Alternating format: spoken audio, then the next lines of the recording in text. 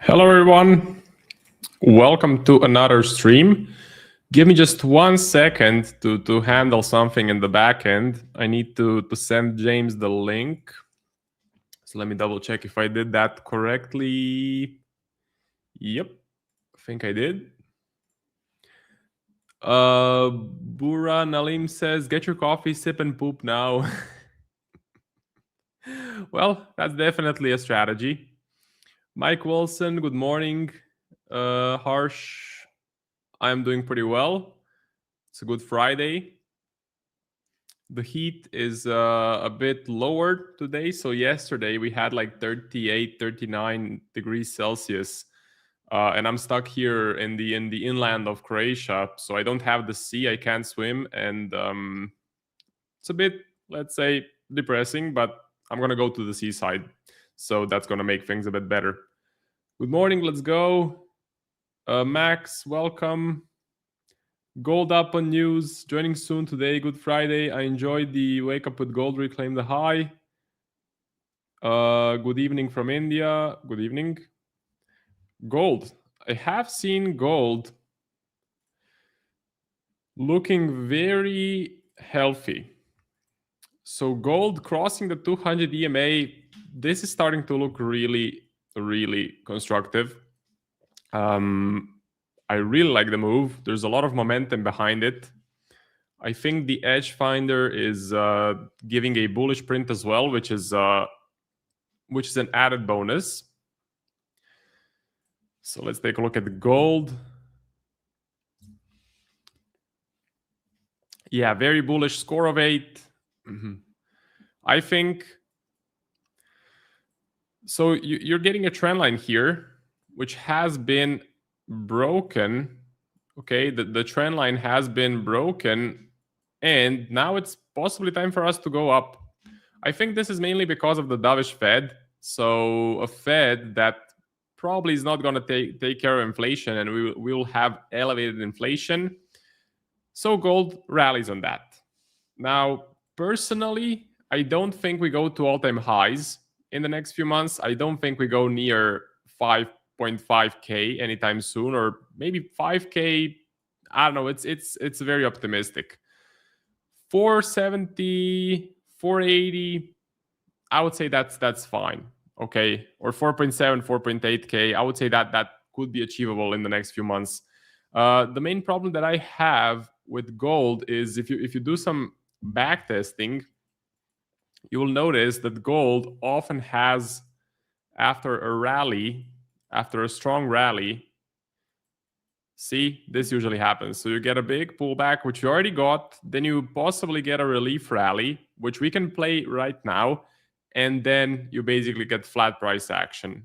So if I show you another example, here is another example. So you get a huge rally, pullback, and it kind of, well, this is the pullback right here that we just got. This is the relief rally. You can say this is the relief rally. And then it finally drops even lower. So that's kind of my concern. And that's kind of the reason why I don't think all-time highs are likely. But 4.7, 4.8 could be achievable or is achievable. I'm looking for buy setups, although I would like to get a pullback. I think buying right here, the price is overextended. The price is massively bullish. So if we can get some sort of a pullback into support, that would be a bit better. Okay, pullback into support, that would make a lot of sense. I do like also that we crossed the 200 EMA on the daily chart. That's a bullish sign as well. So perhaps we go up a little bit more and then kind of correct, retest the 200. That could be a good entry point as well. But yeah, 4K level wasn't broken. I think that's pretty good. I think that's pretty constructive. I do prefer, my bias was for a bearish gold, but I do prefer a bullish gold basically because you have an extra confluence when you're buying, as gold is a positive skew asset. So over time it moves up, which means you have, I don't know, maybe 55% chance if you 55% chance of a winner if you buy, and a 45% chance that you lose when you buy. Where when you're selling, you have that added negative confluence that the positive skew over time will push gold to the upside. So the probabilities when selling gold are automatically against you. And that's the same with stocks. It's the same with Bitcoin and any asset that has a positive skew. Oil is down on the day. Let me just see if we go to the monthly chart for oil. See, for oil, okay, well, this chart is definitely not helpful at all. This one is better. Okay, this is a long one. Yeah, this is fine. Oil, I wouldn't say has a positive skew. Well, it should have a positive skew because oil is limited in supply. So over time, yes, it should be going up, but we are now basically at the level that we saw in 2006. So yeah, you can say it's going up over decades. You know, if you look at the price from, let's say, 1973, yeah, it's definitely overall going up, but it's not such a clean trend like you're getting on the SPY, like you're getting on gold, like you're getting on Bitcoin. So there's a bit of a difference. Whereas currencies don't have a positive skew. They just kind of range around. So you can say that we are now back at the level from 2003. And we can go to USD JPY. Unfortunately, we're not getting so more candles in the past. But yeah, you can see that there's not really a positive skew when it comes to currencies. So your trade management is a bit different when it comes to currencies compared to gold, SPY, and positive skew. NFP, I did see a comment talking about the NFP today, and a very important event, definitely the most important event of the week. What is the forecast? 85K is what the analysts say. You can go to Polymarket and we can go to NFP. How many jobs added in July? What's the volume? Well, the volume is still really small. But basically 50% chance, or the highest chance, that we get 50 to 100K. Pretty similar to what you're getting from analysts. You can also hit up Kalshi, NFP. Can we do NFP? Okay, so you're getting the July unemployment. What is the volume here? Not exactly sure what is the volume here. But the spread is pretty bad. So I'm guessing the volume is pretty low. Anyway, Kalshi says the same thing. So 22%, that it's between 50 and 100. Unemployment rate stays the same, I believe. Yeah, 4.2%. That's kind of how I'm seeing the situation. Is it tradable? Is the event tradable? For me personally, it's not, because I'm not seeing a massive edge in trading the NFP this Friday. But maybe long term, after the number comes out, maybe it's a huge miss, maybe it's a huge beat. That definitely changes the situation going into the future. The best case scenario for me would be that we get let's say a weaker print than expected, and then I can just start selling dollars. I think even with the Middle East looming in the background. So with the price of oil that that is staying elevated, I still think selling the dollar could be a good play, could be a good trade. So let's go through the rest of the comments. What's your takeaway on NFP? So we just covered that. Silver breakout. Yes, so silver gold, big correlation. We can take a look at silver. Nice breakout, absolutely. I had a long position on the 15th of July, got taken out, and then it continued higher. Okay, so unfortunately did not work out for me, but it was a good trade. The probabilities were with me. Just the stop loss placement wasn't the best. So yeah, that kind of sucks, but it's part of the game. I should probably make my stop loss a bit bigger overall, because the same thing happened on the Nasdaq. You can see I tried to pivot to risk on after the Fed meeting, and that didn't work out either. So let's go to silver. I think gold looks a bit better. I think gold looks a bit more constructive, with a bit more volume, with a bit more push to the upside, breaking the 200 EMA. Silver is just ahead of the 200. So if I was to pick, I would prefer to buy gold. Nasdaq, what is your view on the Nasdaq? So stock market looks healthy as well. It definitely looks healthy. The SPY sitting here, not a big pullback, not a big correction. I think maybe forming a base. So the cleanest, sorry about that. The cleanest market moves that you can get is a flagpole and then a base or a flag with a minimal pullback, and then you go up. So this is looking really constructive, really clean, and I would say pretty bullish. GP Swiss, Jeremy, welcome.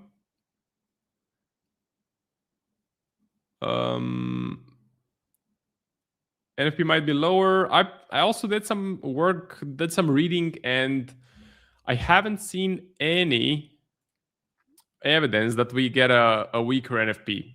I just don't see it. If we look at the jobless claims, so if we look at the labor and the claims, you can see that the claims are pretty low, especially when you compare it to a bigger sample size. So let's go to years. Can we do 4 years? Let's try that. Yep. So you can see latest numbers are kind of lower than most of the previous numbers, lower than the average or the median, I would say. So let's zoom back in. Let's do 1 year of data. Yeah, on the low side. So I would say the jobless claims are telling us that the jobs market is doing fine. So the jobs market is doing fine, and there's not a massive reason for concern or a massive reason to predict a lower print.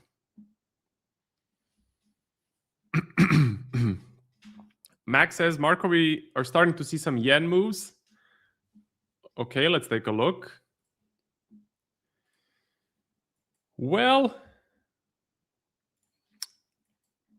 maybe yen weakness. So Swiss yen is probably going up. The only trade I'm currently running, actually, sorry, I'm running 2 trades. I'm running Swiss yen and I'm running SpaceX. I have a long trade on SpaceX. So Swiss yen up a bit on the day. The JXY is going lower. So I would say yes, definitely a bit of a move. I think we can go to the currency strength chart. No. I wanted the one with the lines. Ah, this is it. So currency strength chart. Okay, yen starting to kind of fall over a bit. Yeah, okay. Well, interesting. Is this a concern for my position? I wouldn't say so. I'm betting more of a longer term. So this is more of a longer term hold, longer term position, a longer term bet that the yen continues to lose value. Maybe another intervention, maybe a hawkish Bank of Japan or a surprise rate hike. Maybe the pension funds that have started to sell their foreign assets and buying domestic, maybe that actually starts playing out more and starts propping up the yen, or Scott Bessent does something, because this time you don't just have the Bank of Japan trying to push the yen up. You actually have a joint effort between Japan and the US. Makes things more, let's say, volatile, or the moves more powerful. That's why on USD JPY, if you look at the size of the move, it was 5%, and usually the interventions are 3 to 4%. So this is definitely bigger than usual. If NFP comes out at 75K, is that still good for gold? Yes, I would say it's fine for gold. Marco, your NAS and silver longs was on spot, but a bit early. That's what it seems, yes. And the stop loss was a bit too tight. But it's part of the game. My win rate is below 50%, so actually half of the trades that I take will be losses. Same thing happened with my Dow longs and NAS shorts. Yeah, it's part of the game. As long as you have an edge over 100 trades, that's the most important part. And of course, keeping losses small and winners big. That's kind of crucial. That is the name of the game.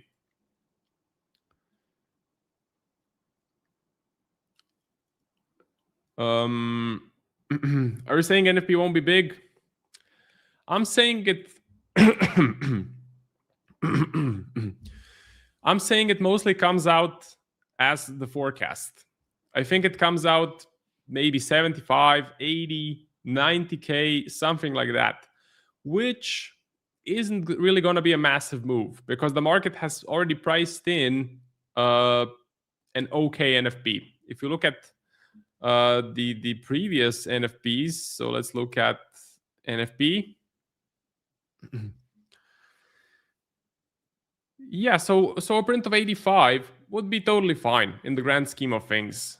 A massive surprise would be something like 172 or minus 92, or let's say 20. That would be a big surprise as well. So going into this NFP, I don't think I have a massive edge in positioning before it. I'm waiting to see what will happen. I'm waiting to see the numbers, but I think they come out pretty close to the forecast. So I don't think there's a massive edge in trading the NFP. I do want to mention, if you want to get the edge finders, if you want to get this software, which I use on a daily basis to structure trade ideas, for example, gold has a very bullish reading at the moment. If I show you gold.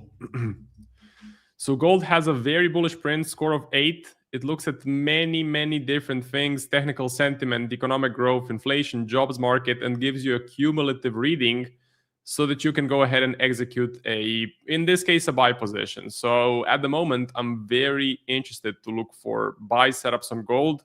I just want to get a bit of a pullback because the price looks overextended. So if you want to get the edge finder, you can do so, and you can get 15% off with the code Marco. Okay, that is the discount code. This is for the Edge Finder, and it works for the A1 Trading Discord.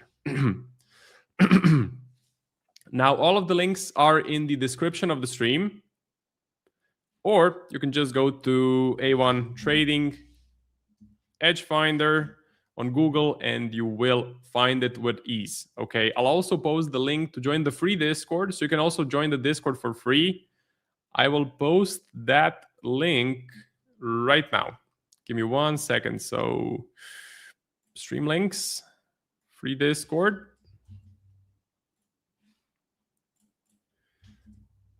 Post. You can find it in the comments. So you can join for free. You can try it out, see if you like it. See if it's for you, and then become a paid member if you choose to do that. You can get, so if you're a paid member, you get all of my trades. My latest trade was on SpaceX. So the one before that was on Swiss yen, which is a massive runner. I had one on the Nasdaq, which was a loss, and the latest one is on SpaceX, which is doing fine actually. So SpaceX possibly starting the relief rally that I was talking about.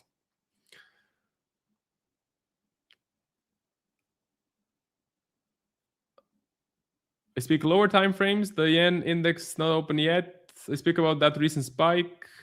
Okay.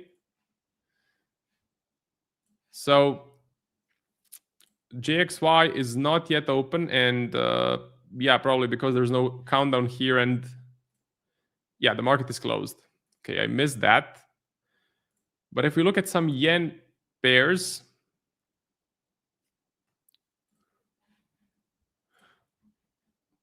well, I'm really not seeing a massive spike on UJ, GP, JPY, Swiss yen. Yeah, I'm not really seeing it, so not sure what's going on there. Just tell me something about gold. If NFP comes in weaker, chances of another intervention can go up.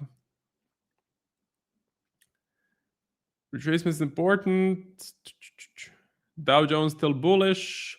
Sluggy says, I'm expecting the same on the yen side, could become a larger unwind. So the trades that I see at the moment to sum things up and to actually give you some value from this live stream, first one is buying the yen. I think the yen is a good bullish play. You can sell Swiss yen because the swaps are going to be minimal on Swiss yen. I think long term, the yen continues to gain value. So that's the bet. Now, when it comes to the US dollar, if you're a professional trader, you need to have a view on the US dollar, an approximate view, because whatever you're trading on this list, it is impacted by the US dollar. So by the DXY. The DXY is tough to read. You have contradicting forces. On one side, you have the Middle East, okay, because essentially Middle East, Strait of Hormuz is closed. Strait of Hormuz. So the strait is still closed. It's putting pressure on inflation, and it's bidding the dollar to the upside. On the other side, you have a dovish Fed. Basically, yeah, that you have a dovish Fed, and you have, well, I would say, risk on in the market, which is pushing the dollar down because the risky assets are attracting capital, so money is flowing out of the dollar and into stocks, into maybe Bitcoin, but not so much, and into gold. Gold is not a risk-on asset, but you can see the massive rally in gold. So what I prefer to do, if I had to pick, am I bullish on the dollar or am I bearish on the dollar? I would say I'm bearish. I would say that I'm bearish. My game plan is to wait for the NFP print because I think it actually prints as the forecast, which could give the dollar some strength. To wait and see what happens with the Middle East today, because we were supposed to get the opening of the strait this week. It's probably not going to happen, I know. But then for the next week, I can start to look for shorts on the US dollar. The way that I'm looking to play that is gold is the first one. I want to buy pullbacks of gold because I think gold is a good bet if you're expecting a stronger US dollar.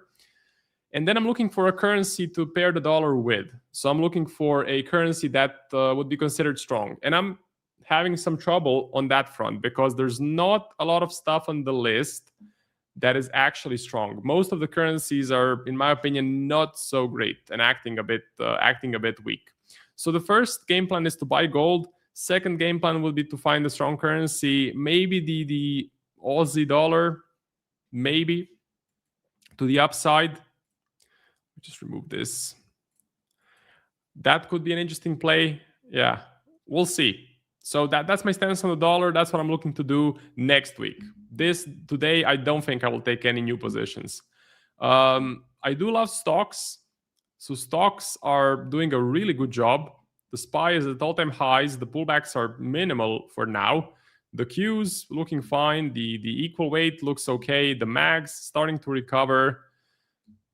The semiconductors are not looking good. So the semiconductors, and do we have, I want to find software as well. Is that GDX? No, that's not GDX. The software ETF. I'm not exactly sure where it is. I forgot the name, but I'll find it. So anyway, semiconductors not looking so great, which is a bit of a problem because the last breakout that you saw in April right here was mostly led by semiconductors. Now the breakout on the SPY seems to be led by by software. So because the SPY is at all-time highs, looking bullish above the 50, the 20, and the 10 EMA, I'm starting to look for breakouts on the individual stocks. I have my list assembled. You can see how you have the flag pole, and then you have the flag forming. You have the base. I'm looking for a breakout out of that. So that's the general watch list. I did try and take a stab at HP. Didn't work out. I got stopped out. So we'll see. We'll see how that develops. But I do like that stocks are heating up. So some of my attention is actually going to go to stocks now. Although the problem with that is I can't trade them on my prop firm accounts. I can only trade them on my Interactive Brokers account and some of them on my Darwinex account. But on FTMO, maybe Ola Prime, I'm going to have to take a look, but I don't think you can trade them on Ola Prime. So for prop firms, stock trading is not yet developed, and the spreads that I saw on FTMO are pretty bad for stocks. So that's kind of the downside, that my capital for trading stocks is much smaller. That's what I'm seeing at the moment. That's where I personally think the edge is right now. So those things, Swiss yen.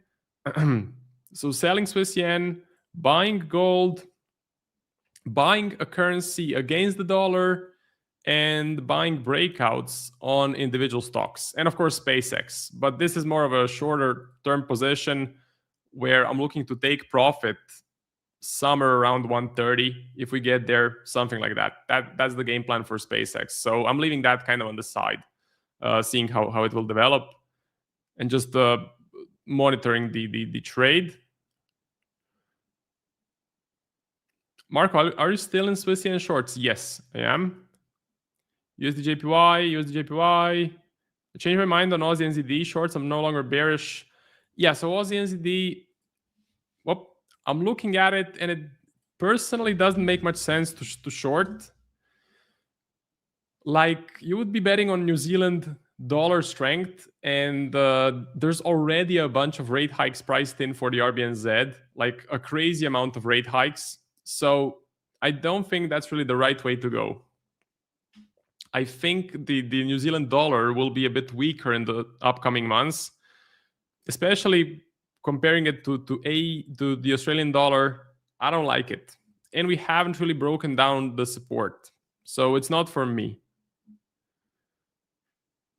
Narrative changed. Possible trade on GP Swiss. Would you like for the long term? I don't do long term. I mostly do short term and kind of medium term. You can say long term is not of much interest. You can do DNA. Yeah, DNA funded. Just don't take any USD Forex. Bet the stock is a USD exposure. Yeah, so DNA funded has a bunch of stocks. That's definitely an option. What's your view on gold? True, but the availability on stocks and DNA is kind of limited. Some are available, some are not. That's true as well. Like FTMO has stocks. Ola Prime, I'm pretty sure, has stocks as well, but they may have only 40, 50 names. That's not enough. I'm mostly trading mid caps, and I need like a selection of at least 1,000, maybe 800 to 1,000 would be minimum. Interactive Brokers has every single stock pretty much. Darwinex has like 800 stock CFDs. Prop firms, they have maybe 50, maybe 100, something like that. That at least according to my research. So hopefully we get some sort of a prop firm where you can actually trade stocks and it's liquid, like the spreads are not super shit. So that brings me to an end of my segment, or my first segment. You can catch me again later after the NFP. I'll be doing a joint segment with Alan. So we'll get the NFP print, do join, because I think it's going to be important for future trades in the next week. Do not go anywhere because we have James coming on in 30 seconds. Thank you for watching. Gold does look great. I'm looking for buy setups, and I'll see you in 2 hours. So yeah, that's it. Let me just put on the the mid-roll. Okay, yeah, goodbye. If you're looking to get funded and want to save big on prop firms, check out our website, A1Trading.com. On our website, we have a massive catalog of different sponsors and prop firms that are offering really competitive prices to our live stream viewers. On the screen right now, you see a QR code. If you scan that, it'll take you to this page that I'm looking at to scan all the different offers. You can also filter by one-step and two-step accounts. You can also look at futures, Forex and CFD prop firms, and even prop firms offering stocks. You can also select your preferred prop firm challenge size and check out our menu at the top for tons of different prop firm perks and giveaways. For example, every Monday we do a weekly prop firm giveaway that you can sign up and add your name into the hat for free. Additionally, we have prop firm reviews for notable firms, and we even have a side-by-side comparison tool where you can compare two firms head-to-head. Save big and find the right prop firm for you over on our website, www.a1trading.com. Thanks to our various sponsors who make this show possible. Now back to the content. Hey, happy Friday, ladies and gentlemen. Hope everyone's well. Hope you've all had a fantastic week. It's good to be here again. Excuse me. So yes, NFP today. I hope you have all gone full margin. I'm going to be very, very disappointed if I hear that anyone is actually managing risk today. We want to have a little bit of fun. 100% margin on gold, please. Of course, I know there's going to be someone out there that might take that seriously. So I've got to clarify, that's obviously a joke.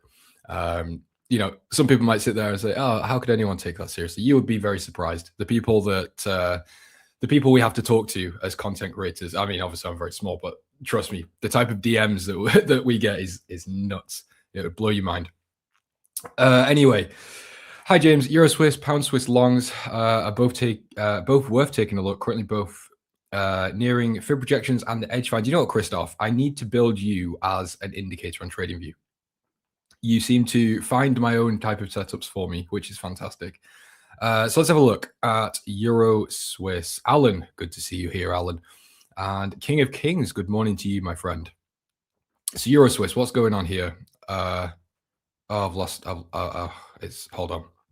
How do I fix that? There we go. Okay, right. Back on track. So Euro Swiss, what are we looking at here? Do we have an edge finder reading? First of all, we do not. So that's a little bit of an issue. So we're going into this trade with no fundamental buyers here at all. However, we can definitely take a look at the technicals, because what we are seeing is a bit of a drift to the upside inherently on a lot of the Swiss pairs. Now we have, you know, been talking about this weekly time frame thing for the past sort of 2 weeks, so I'm not going to harp on it again today. I'm going to speak about it now, and then we'll leave it going forwards. So what I mean by this weekly time frame thing, for anyone that doesn't know what I'm talking about, on a lot of the Swiss pairs, Euro Swiss, New Zealand Swiss, Pound Swiss, I think Dollar Swiss as well, what we often see on the weekly time frame is a very, very large downtrend. Now, there's two things to understand about these Swiss pairs. Generally speaking, in fact, no, not even generally, I think literally speaking, on all of them, they're going to be positive swaps to the upside. So you're going to be you're going to be getting paid to be a buyer, but you're going to be getting charged a considerable amount of money to be a short seller. So again, just that dynamic there, because these are very expensive markets if you're on the wrong side, or you're stuck in a loss or a range. But what my point is here, if we are trading Swiss pairs to the long side, like Pound Swiss is getting a bullish reading, it looks good, the technicals are fine, and a lot of these Swiss pairs on lower timeframes like the H4 do look good to be a buyer. But this weekly time frame does pose a little bit of a problem. So on this market, what we can see on Euro Swiss is this 50 weekly moving average continuously is getting used as resistance. And when we do manage to break above, it's very, very short-lived, and we end up reverting straight back down and continuing lower over time. So my point here is that if we're trading these Swiss pairs, like Pound Swiss is another good example, we might not want to do, or, you know, I don't know how you trade, but I often trade without a take profit. I will try to trail stops as much as possible and then manually close out around 3 to 4%, typically speaking. On a Swiss pair, I'm not going to do that. I would have a hard take profit around a weekly 200 moving average or 50, depends on the exact market. So I just want to clarify sort of the exit idea potential on Swiss pairs while we're on it. Okay, so let's have a look at the setup here. So what do we have? So fib from the low to the high.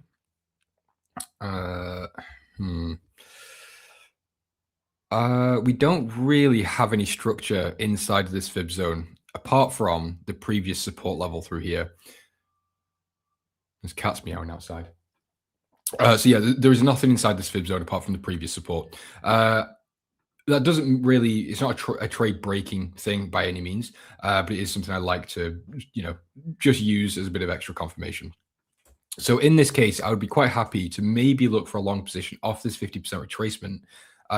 Stop loss would have to be at the low just because the 200 moving average is still quite far below price, and this is kind of the only stop loss area I can see. And then, of course, looking for that continuation higher. But again, as I said earlier, there's no fundamental backing here. There's no edge finder reading. So I'll be honest, this is sidelined. On the other hand, pound Swiss is a different story. So pound Swiss is getting a bullish reading of 6. So this could be an alternative if if you're looking to trade a Swiss pair. Euro Swiss may be in a void trade at the moment, whereas pound Swiss could be the better option. And again, the swaps to be a buyer on this is great. So the idea of being long is completely fine. Stop loss again at the low here on the why does that keep happening? I keep shortcutting button. I don't know how I'm doing it. Anyway, stop loss at the low allows room for the fib, allows room for the previous structure, allows room for the fib. So we've got a lot of potential supports here for price to potentially bounce off. It gives us a lot of breathing room, or a lot of chances for price to bounce if needed. And then, of course, the continuation after this retest of the previous level. Edge finder's bullish. Everything seems fine. But again, quickly, just to clarify, this weekly 200 moving average might have to just be a hard take profit type level. So you might be looking at around a 1 to 2 here. Again, that's just the way I'm looking at it. Yours could be different. Excuse me. Right, let's have a look at the chat. Christoph, let's do it. Yes, let's go full margin. Jeremy, hello. Good to see you. Hello, James. Bulls or bears for Eurodollar? It's interesting you bring up Eurodollar because I am currently short. We'll see how this works out. We could be getting stopped out later today on NFP, or we could be in some pretty nice money. Now, Eurodollar is a tricky one. I did get asked in my Discord this morning, like, why am I still in Eurodollar? Because it's breaking sort of my core rule. So, anyone that watches my segments will know, my basic workflow is edge finder bullish or bearish, look for the trend in the same direction on the market, and then I'll look for the pullback and, in the same direction, or sorry, take the trade in that same direction. Now, Eurodollar is a different one because it is bullish, but I'm short. So I'm counter trading really my own system in some aspects here. But the reason I'm short is because I'm not convinced that the US dollar is going to continue to weaken that much further. It could, I'm not saying nothing's guaranteed. So don't take this as gospel that Eurodollar is 100% going to go lower. So it's just another trade, it could just not work out. But the technical side still looks really good. So we're holding on to this 200 daily moving average, showing quite nice rejections twice. I think if we were going to break higher, we probably would have done it by now. Again, we do have news that could be the catalyst for it to break higher. We're still holding this fib zone, which also lines up previous structure on the left. So the technicals look fine. The daily's in a downtrend. We're still within a reasonable pullback as far as I'm concerned. And as I said, I am still quite optimistic on the US dollar. I don't really have much of a reason to be bearish at the moment. So the fundamentals are, yes, bearish. If we go over to, where are we looking here? The heat map on the US, it's definitely looking dismal. It is by no means good. So this is, one of those things. Oh, yeah, the dollar's bearish. But I don't think the US and Iran situation's over. We've had multiple headlines, and if we go off the data we've got historically, it shows that actually we shouldn't trust the headlines and we should counter trade it. Eventually that will stop working when obviously a peace deal is reached. But again, based on just the historical headline development within the surrounding the Middle East and Strait of Hormuz, actually we theoretically should be counter trading whatever comes out. So I'm kind of doing that approach here. But I'm also looking at the Eurodollar seasonality here. So I'm playing on quite a large speculation that actually, again, the Middle East situation isn't over and this is just a noisy headline. But I'm also looking at the way the way euro dollar moves historically. Now, I wonder if they fixed the euro dollar seasonality yet. So I did try to show this yesterday. They haven't, unfortunately. That's okay, though. So again, you're going to have to kind of just take my word for it. Euro dollar is bearish from, I think, the end of August into the start of December, roughly kind of the end of the year period, Q3 into Q4. We do expect sort of bearish historical price action on euro dollar. But then I'm also looking at, excuse me, I'm also looking at the sort of behavior that we see within euro dollar as well, where we come up and create these lower highs. And every time we've done this, or the past 2 times, not a massive sample size, of course, but this is a weekly time frame. So I'm going to take it maybe a bit more seriously than the sample size might warrant, again, due to the time frame. But here, we create the lower high, we come down, we have a 15% move to the downside. Here, we create lower highs, we have a 20% move to the downside. Here, we've created lower highs. Are we going to have another, 10 to 20% move lower? Again, statistically, that does seem quite likely. So it's very, very speculative. But I am very happy to sit through it and see how it goes, because one positive thing about sitting through this trade is it's a negative swap trade. So buyers lose money, whereas sellers make money by holding the position. So even if this trade does just trail in drawdown for a little while, it's still fine, because again, I'm earning money for that whole duration. So it's definitely a risk I'm willing to take, and it's not a huge trade. It's 1% risk. It's very standard.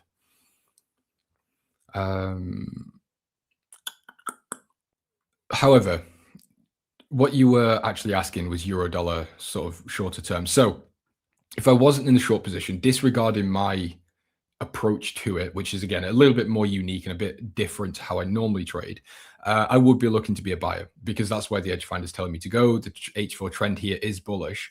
So I would be quite happy actually just to look for some sort of pullback on the fib, whether it's back into these previous highs on the 50% retracement. So you can see here, the fib zone lines up pretty nicely here with previous resistance. So if broken, we could have a bit of a retest at this level again.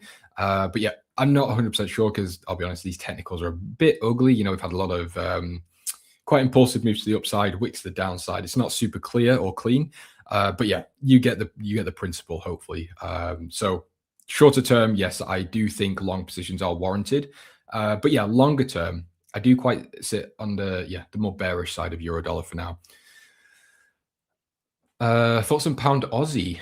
Interesting. Okay. Do we have pound Aussie on here? No, we don't. So let's pull it up. Gold pair analysis, please. Yeah, we can have a look at gold as well.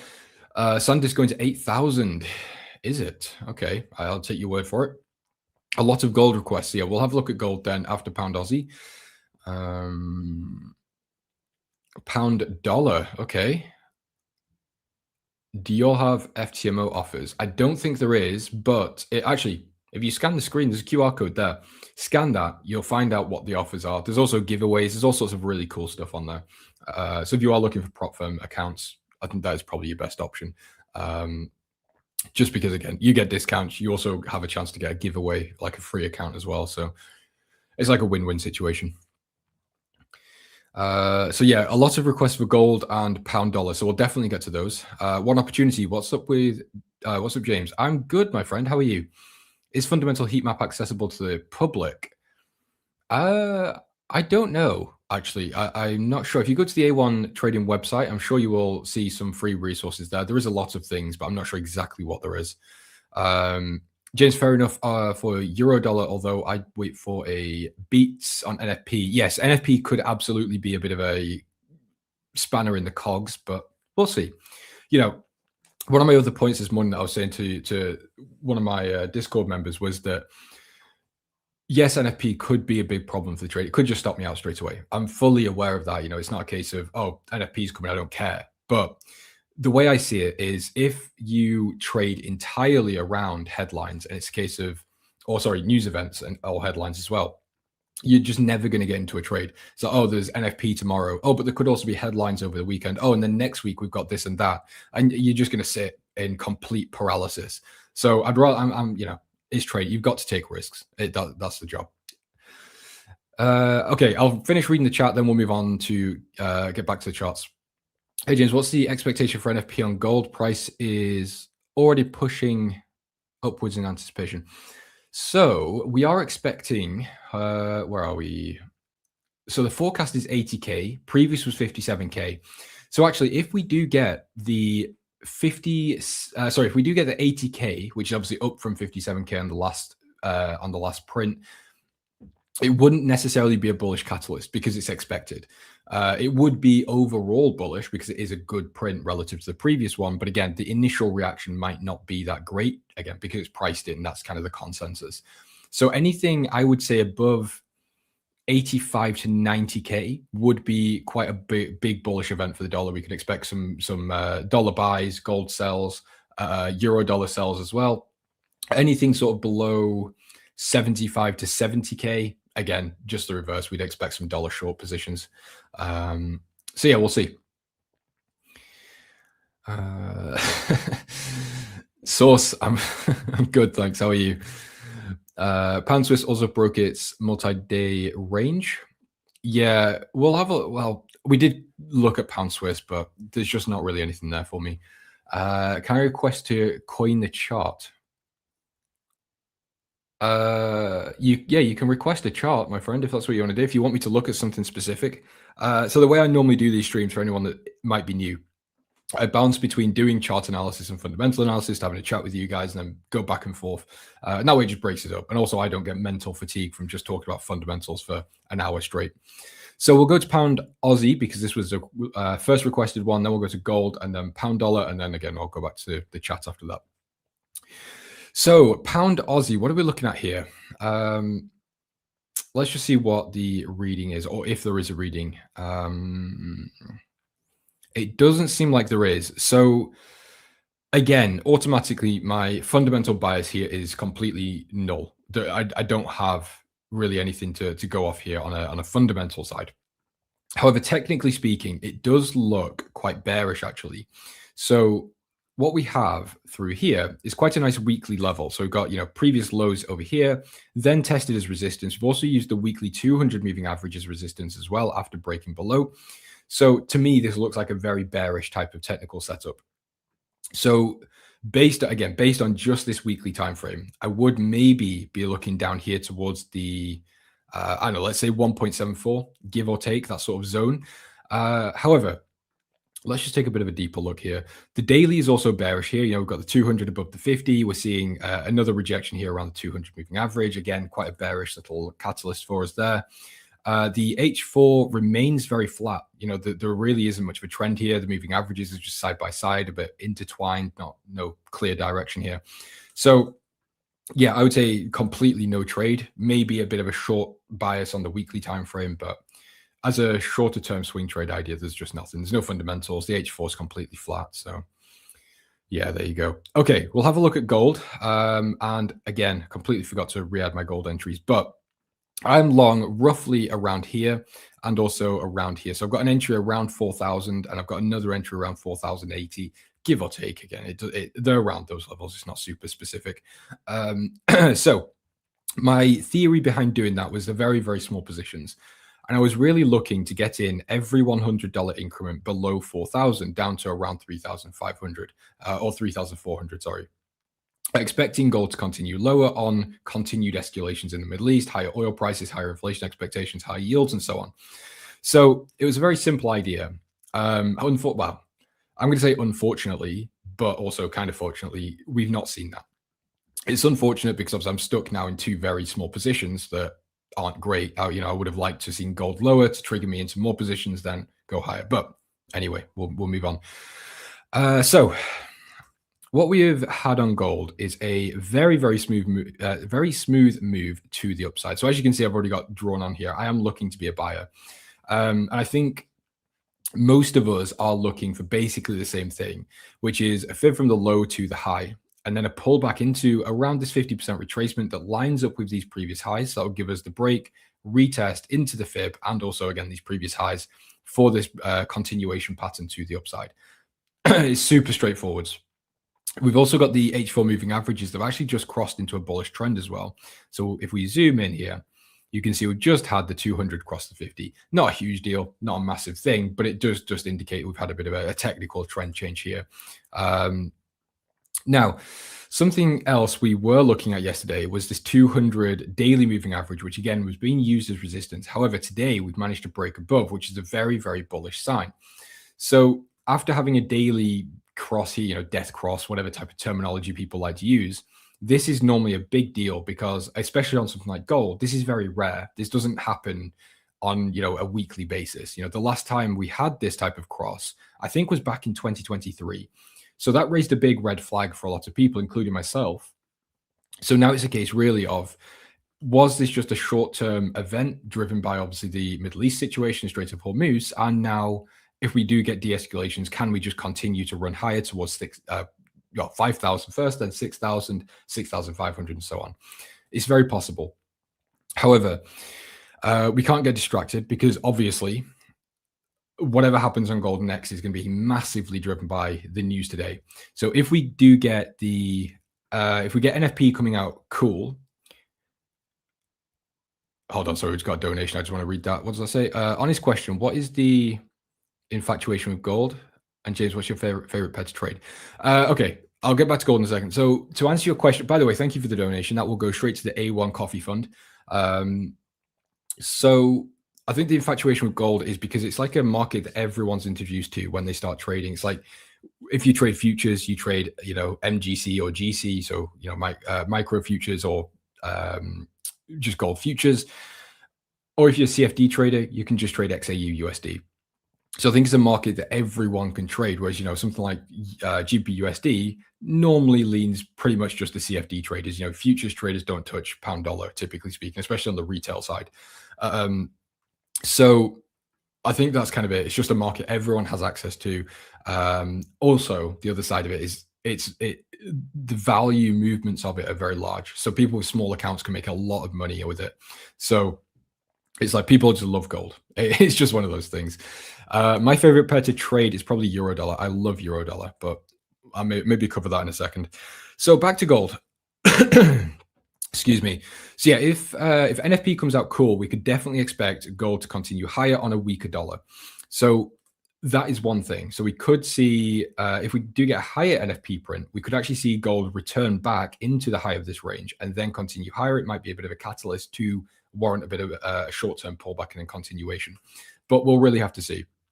Again, it depends on not just whether the print is good or bad, but also what the real sort of deviation of the print is. Is it a big beat, or is it just a small beat, or is it in line or miss, and so on. Okay, let me catch up with the chat real quick. Sitting on my hands, already had a good week. That is a very good plan. I think there really isn't a good reason to trade right before NFP, unless you're trying to have a bit of a gamble or you've got insider information. What pairs do I have on my watch list? This is my watch list. However, it's a little bit outdated now. So I make my watch list on Sunday and I'll filter them throughout the week. I don't really change the watch list unless I actually take a trade. But yeah, this was it on Sunday. So I've not removed anything since then. But yeah, every Sunday I completely scrap the whole watch list and I'll completely rebuild it over the weekend. And that's basically how I do it. It's just the simplest way for me. So am I buying it? Am I buying what? Sorry, I'm been flicking through different charts. I'm not sure which market you're asking about. James, do you recommend a GBP hedged ETF for gold or an unhedged ETF?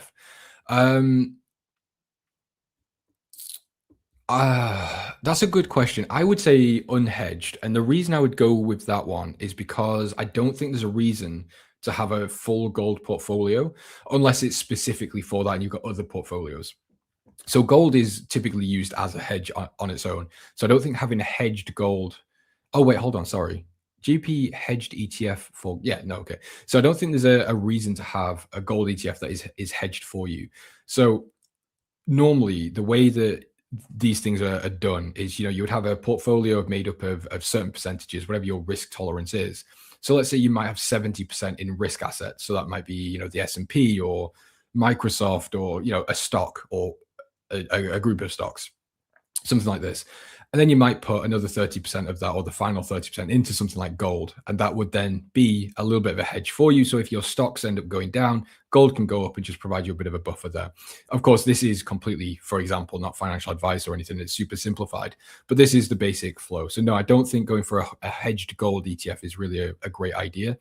But again, it really depends on your needs and wants. So for example, if you're, in your 60s, 70s, 80s, you might want to just invest in bonds. But for someone that's younger and wants more aggressive growth, you might want to go with more aggressive things like the S&P, or, hopefully you get what I'm saying, but that's my 2 cents. Again, not financial advice. I need to be super clear on that. Hey man, been targeting 4,160, but it doesn't look like it's coming down. Yeah, that's yeah, I think gold will come down. We will have a pullback, but it's just a case of when. We could end up going towards 4,500 before we have a pullback. Again, if we do get a really bad NFP print, that could absolutely happen. But even so, we will get a pullback. So don't worry.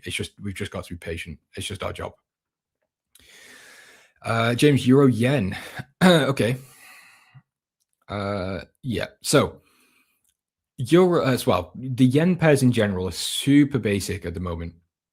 So the only thing I can really do is reiterate what I've been talking about for the past 2 weeks. In fact, maybe even longer, is that I don't see a reason to not be buying yen pairs. And that, again, not financial advice, but in principle, nothing's changed. Yeah, we did have the intervention by the MOF and the Fed. What does that do? Well, nothing. Literally nothing has changed. So since euro yen was trending up here, since this point over here, nothing has changed. Literally nothing. Just we've got a cheaper price.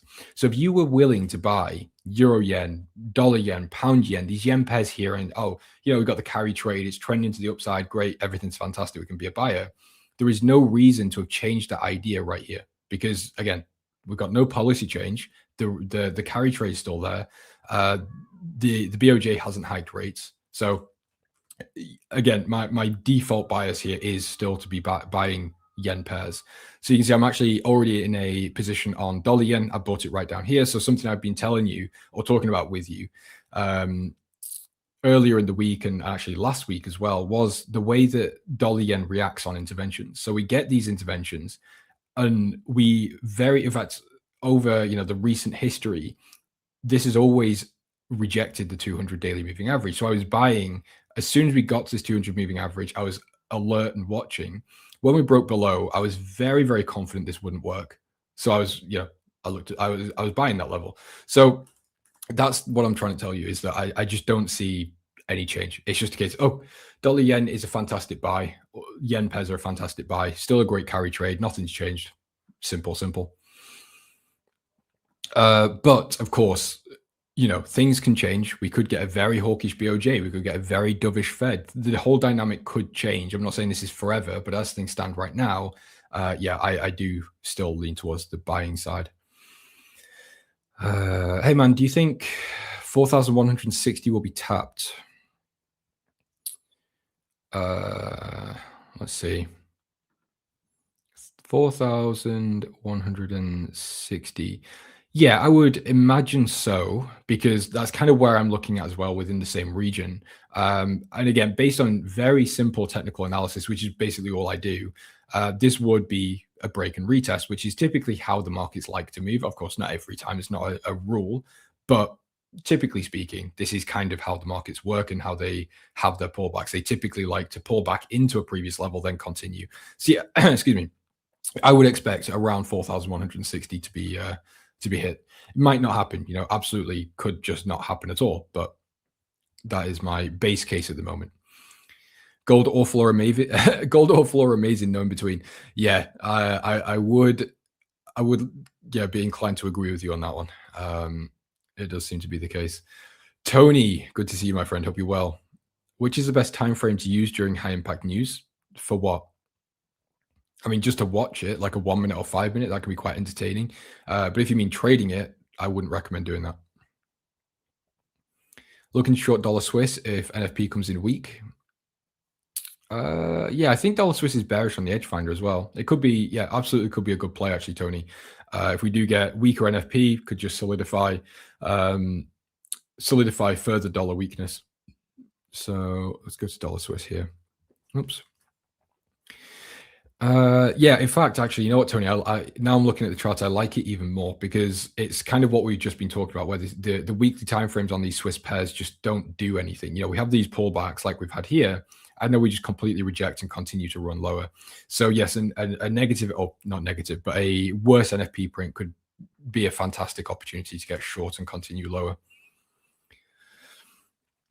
Today's Aussie US dollar long fib projection looked so good, but not worth the gamble prior to NFP. Yeah, I do agree with that, Christoph. If NFP beats, we could get a pullback on NAS. Oh yes, Sluggy, that is a good point. I completely forgot to look at the US market. So I would love to get into the Dow. Whether we're going to get the pullback or not, I don't know. So I'd love to see, well, actually, fib from the low to, just realized my fib's misdrawn. Here we go.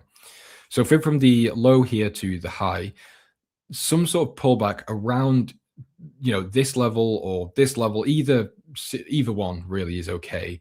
But that would, again, provide that break, retest, continuation type pattern. So that's kind of all I can do when it comes to the Dow specifically. And we did have the Dow reading bullish. It seems to have dropped off, actually, unfortunately, but I would still be willing to be a buyer of the Nasdaq, the Dow, the S&P, because we've now broken out of this horrible period that we had where we just weren't really doing anything, slightly moving to the downside, but there was just no real direction. So now we've established a move to the upside. We just need to see a normalization. And what I mean by that is like just that obviously we've had this sort of expansion or the upside, whatever you want to call it, just some sort of pullback, then continuation. And that would just help solidify that we've got, upside price action to continue, at least for the time being. But yeah, as you said, a strong NFP print. Where's my drawing tool gone? Here. Strong NFP print could be, the catalyst for it to come back into this level and then maybe continue higher. Could be the same thing, kind of as gold. We might see NFP provide the move that we want to actually get into the position. But again, it's really down to what actually happens, what the data is.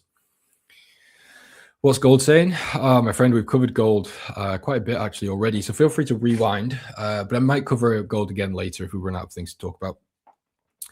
Luna, no problem at all. That's what I'm here for. Rather Swiss for a clean move. Oh, wait. But then, James, why with this yen policy shocks, it's hard to get clean moves? What do you mean hard to get clean moves? Like dollar yen, I would say is very clean. I mean, the daily time frame, look at this. Perfect wick to the downside, just complete recovery. I'm not sure how much cleaner you would really want. If you're referring to this though on the H4, I would say it's a little bit of caution in the markets. There is still, of course, the risk that we could get another intervention, which is obviously a possibility. Anything's possible in theory. But the other side of that I've been talking about yesterday, I think it was, is they could intervene. But again, that doesn't change anything. It just gives traders and investors another better level to get in on. So, sorry, heard a bang. So if the MOF or the Fed decide to intervene again, it'd be just a case of, again, there's no policy change. Nothing's changed. We've just got a better price. I'd still be happy to be a buyer of it until we get something to really kick this market lower. Again, whether that's aggressive rate cuts by the Fed or aggressive rate hikes by the BOJ, there is nothing that I can see that would change this. And again, as I said earlier, that can change. So doesn't mean that dynamic would last forever. But as things are right now, I still view this as a brilliant buying opportunity. I'm in the same position on UJ, same long entry as me. Fantastic, Jeremy. Good stuff. Well, good catch. James, I see it possible as NFP beat and we got a pullback on US equities because mostly priced in. And secondly, a discount is warranted after that push. Yes, Sluggy, that is, I would agree with that. I think the World Cup may have been temporary, improve the US jobs. I don't know. I'm not sure really if the World Cup actually does have that much of an effect. It might do, but I would be skeptical on that. I'll be honest. I've never looked into it. I'll be honest. It could not. I'm really not sure. Where can I watch the NFP release? I'm new. My friend, there is no specific place other than this stream. So you can sit here. So actually, what I'll do is I'll show you. Just give me a second here. Right here. So what we do on these streams is we cover the news live with you. So you will have Trader Nick and Chris Pulver on for the NFP release. They will talk about it. They'll tell you what the news is. And I'm sure they'll show you what the release is as well. And they'll tell you the implications, what it means, so on and so on. So this actually is the best place. I know this probably sounds like I'm very biased, but you know, I wouldn't be on these streams if I didn't think that was the case. So there's that. And then, of course, you could just go and watch a news calendar and just see what the data is. Oops. I would like to buy equities on a beat on the jobs market. Okay.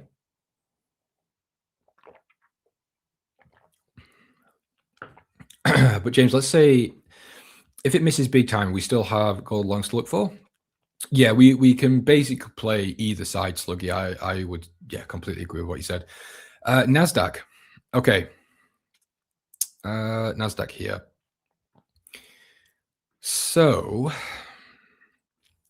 yeah, the Nasdaq's a little bit of a trickier one here because we do kind of just remain in this sideways, what's this called? A sideways range that, you know, we don't really have a direction yet. However, after this move here, it is quite good. You know, a little bit of an upside move. At least we've got something here. But again, overall, there's still nothing here. So for me to get into a position, I would attempt one if we got a pullback into the previous fib level. Oh, sorry, the fib level. And that would just give us this previous level of structure on the left. It'd be a pretty decent area to look for a buy. Whether this gets hit or not is obviously a very different question. So on the idea that this doesn't get hit, option B is actually we break above, retest into this level, and then continue. So this retest of this level could also be a potential entry.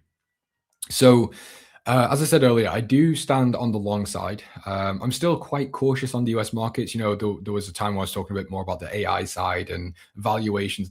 That's still on my mind. But, you know, as I said, I'm not going to try and force that idea until I've got a real reason to, whether it's, you know, bearish edge finder readings, real daily trend change, something to actually warrant me really executing that idea. Until that happens, I'm just going to follow the typical system, which is breaks, retests, continuations, fib pullback, so on and so on. So yeah, I will be looking for a break of this resistance and some sort of retest into it and then continuation.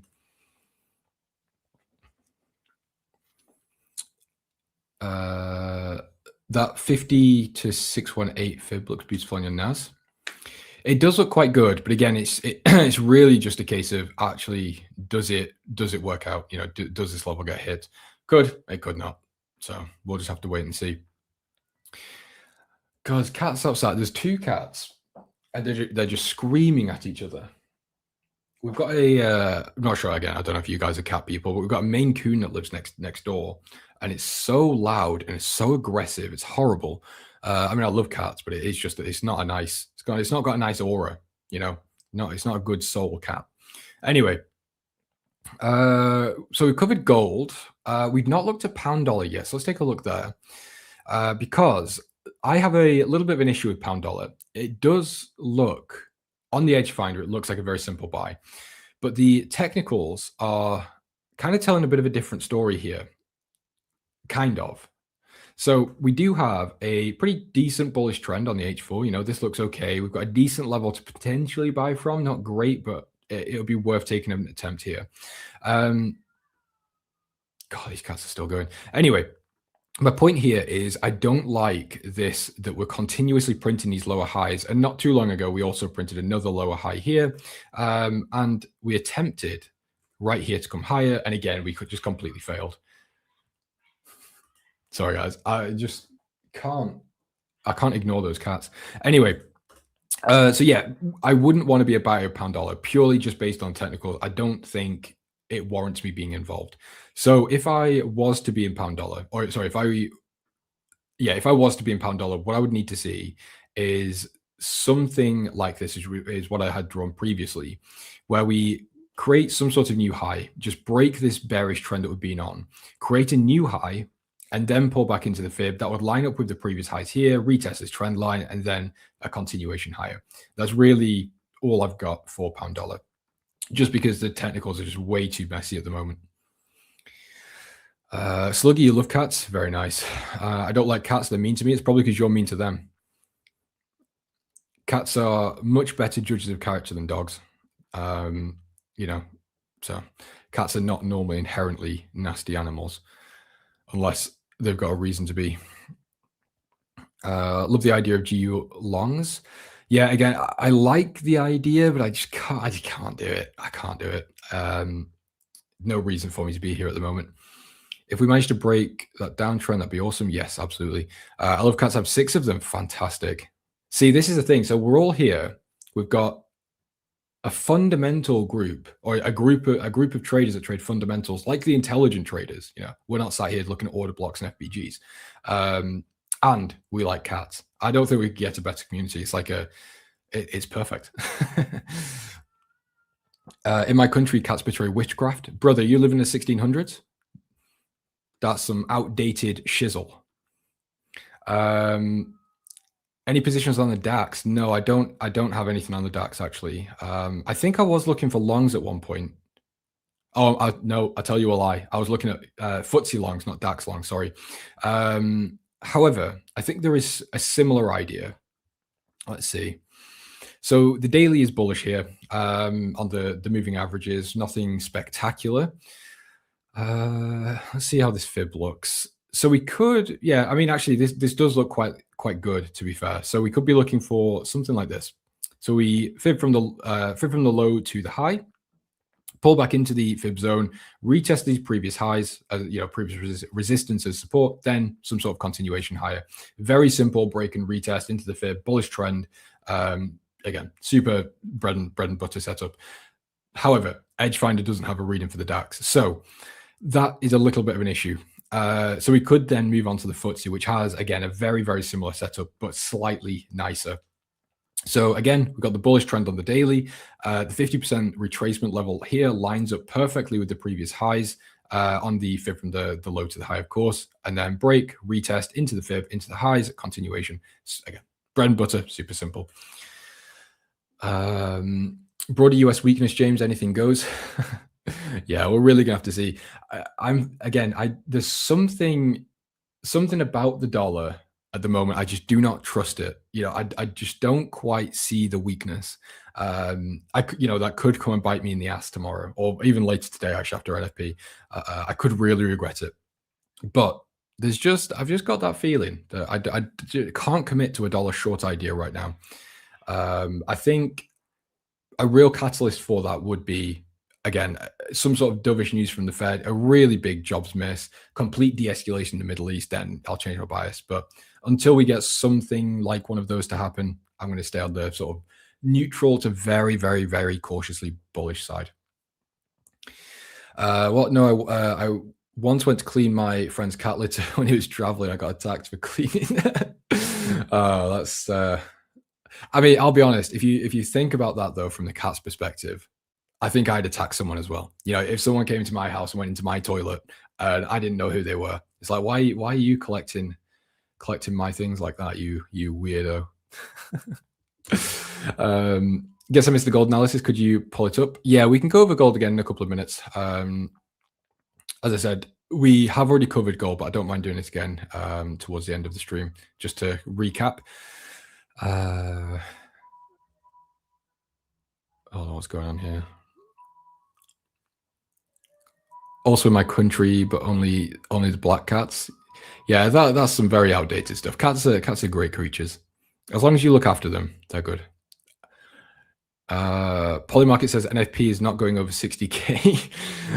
Yeah, I mean, that is a little bit of a concern. Actually, Polymarket is a very good indicator. And to be fair, I think it's quite accurate as well. But we'll see. I mean, again, broad consensus, I think, is around 80K. Of course, it does vary on provider, but I'd say broadly it's around 80K. Okay, so Max says silver's up 4% ahead of NFP. That'll be an interesting move. I think it will be a big day breakout without any pullback. It very, very well could be. I don't want to commit to either side. I think it's a little bit of a risky move for me to sit here and say, I really do think NFP will do this. But I think generally speaking, it's just a case of, it's a Friday, the weekend's coming. There's no reason for us to sit here and trying to get into gold positions, longs or shorts, right before NFP. It's a bit of an irresponsible move. So we can sit here, we can speculate, we can come up with some cool ideas, and then when Nick and Chris come on, we can have a look and see what's going on. So yeah, as I said, my overall idea for gold is for a pullback to around, let's say 4,160, give or take, that sort of area. That would then bring price back into the fib zone of the 50% to 61.8%, lines up with the previous highs on the left. So that'd be a break and then look for this retest and continuation. We've just had the H4 moving averages here flip bullish. So I would say everything's lining up. The edge finder's bullish. The technicals look great. But again, I do think it's a little bit risky to overcommit to something like this right ahead of NFP. But then what we've also got to think about is the weekend is coming. And what do we expect on weekends? What are weekends now known for? Well, it's Trump mania, or headline mania, maybe I should say. So are we going to get a repeat of what happened last time? Where, gold was uncomfortably high. We get de-escalation headlines and re-escalations. Oil gets too high, and then another de-escalation. And at this point, again, relatively uncomfortable oil prices, and then it cools off. Then once oil starts coming back to its pre-war price, we get another escalation. And now oil's coming back down again. Are we just going to get another escalation on the weekend? It really wouldn't surprise me. Again, that is complete speculation. I've got no idea, but we'll see. All we can do is just observe. But yeah, that's the other thing. I wouldn't want to overcommit to many positions going into the weekend and, of course, NFP. So definitely a fun time we have in the markets. I've got to say, when all this is over, it will be very relaxing to just have quote unquote normal market periods. When our biggest issue is what central bank's doing. But these days, we've got to worry about how oil is flowing in Strait of Hormuz and Truth Social and all sorts of different stuff. So moving forwards, what do we have? Euro dollar, we've looked at pound Swiss, we've looked at the FTSE, pound CAD. Oh, I forgot to tell you, I did buy pound CAD yesterday. So I'm in this position, which is not going very well at the moment. Hold on, 4-hour time frame here.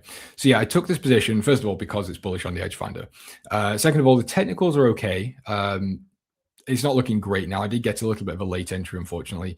The fib does line up with this H4 support over here. Nothing fantastic, but the idea is there. We did have the moving averages here that have sort of flipped bullish out of this little predicament we had over there. So yeah, overall, I do sit on the more bullish side. Again, edge finder does have bullish on pound CAD as well. So I do quite like it. However, we'll have to just wait and see because it is not looking overly interesting right now.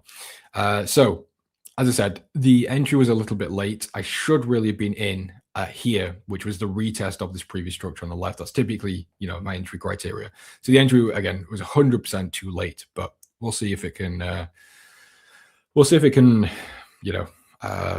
follow through over the next week or so. What else do we have going on? So pound CAD, we just looked at. Yen pairs are still looking quite good. So, we've got pound yen, CAD yen, Swiss yen as well. So again, that feeds into what I was talking about earlier regarding the yen pairs. It's not just a case of it's not just a case of the carry trade dynamic is still there, but it's also a case the fundamentals actually are quite supportive. Of course, not on every yen pair, but again, on the ones I mentioned. I feel like it's going to be an escalation because there's a minor holiday in the US called Victory Day on Monday. And we all know Trump. Yeah, I mean, to be honest, it sounds ridiculous, but it wouldn't surprise me actually. Not going to happen. What's not going to happen? Trust me. Do you mean what Max said above you, or was it something I said? So oil prices may go up. Yeah. Well, again, it's very difficult for us to sit here and say, but the way I'm taking it is again based on what we've got as essentially just data. So if we take it from an analytical view, what have we had for this whole duration? What has been the best way to trade it? Well, on the escalations, if you actually short, of course, this is if you got it perfect. Of course, if you sold straight away, probably not. But in theory, again, if you sold the escalations and bought the de-escalations, you actually would have made a lot of money in this period here. And then again, here on the de-escalation, you would have made a lot of money if you were counter trading the headlines. So maybe this is, again, the sort of analytical approach is actually we could or should maybe be expecting escalations again. But as I said earlier, that will come to an end at some point. So it's definitely not something to actually trade off specifically, but it is something I like to think about. Simo, hello, good to see you, my friend. DAX is flying, currently long. Very nice, Gareth, good catch. We did look at the DAX actually slightly earlier. Here. Yeah, so this is my plan on DAX. If we can see a retest into these previous highs, I would 100% love to be long. But again, it's just a case of waiting for the pullback, but also we don't have an edge finder reading for the DAX. So it puts me in a bit of a position where I really like the technicals, but fundamentally just doesn't really have anything. Oil's in a triangular pattern. Is it? Oh yeah, I suppose it is actually. I don't really look at sort of patterns and things, but yeah, I suppose you've got this kind of thing here, don't you? Yeah, like that. Yeah, good spot. Buy or sell, brother. Buy or sell what? You're in the wrong place if you're here to ask buy or sell. I'll be completely upfront with you. This isn't a stream where you come to get some free trading signals. So yeah, maybe go somewhere else. I bought the gap fill on oil or what? I would assume you meant oil. So you bought the gap fill. So where would that be?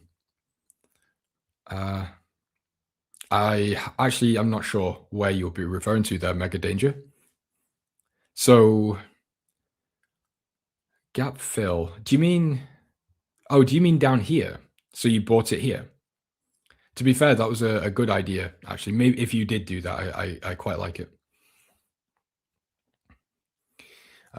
You closed DCA on GC? You closed DCA on GC? No, I've not. I'm still in the gold position, Simo. Mega Danger, very nice. Well, congratulations. I guess you are I guess you're hoping for escalations. As horrible as that is to say. I'm a Heineken Ashi trader. Oh, Heineken Ashi trader. Okay. I thought for a second there, Gareth, I thought you were talking about the beer, and I thought you meant you were trading the like Heineken stock. So I was a bit confused. But okay, Heineken Ashi trader. Very nice. You bought at 68. Fantastic, Mega. Yeah. I mean, mega trade. Well done. That was a bit corny, wasn't it? But yeah, good catch. Okay. So Nikkei is still getting a bearish reading, which is interesting. So I think, as we spoke about yesterday, the Nikkei is in a little bit of what I would consider a trap, not like liquidity sweep trap, not that type of thing. I don't mean that. I mean more of just a general basic type of trap. It's, we've got a bearish reading on the edge finder. I know a lot of us were short. I was short. I think Nick took a short as well. And I think a few of you in the chat were short on the Nikkei because we all trade very similar strategies. So it was natural.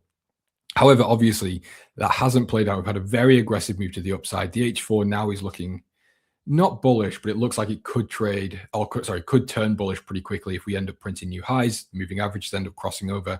Yeah, it could be a fantastic move to the upside. So I would actually more lean towards being a buyer on the Nikkei.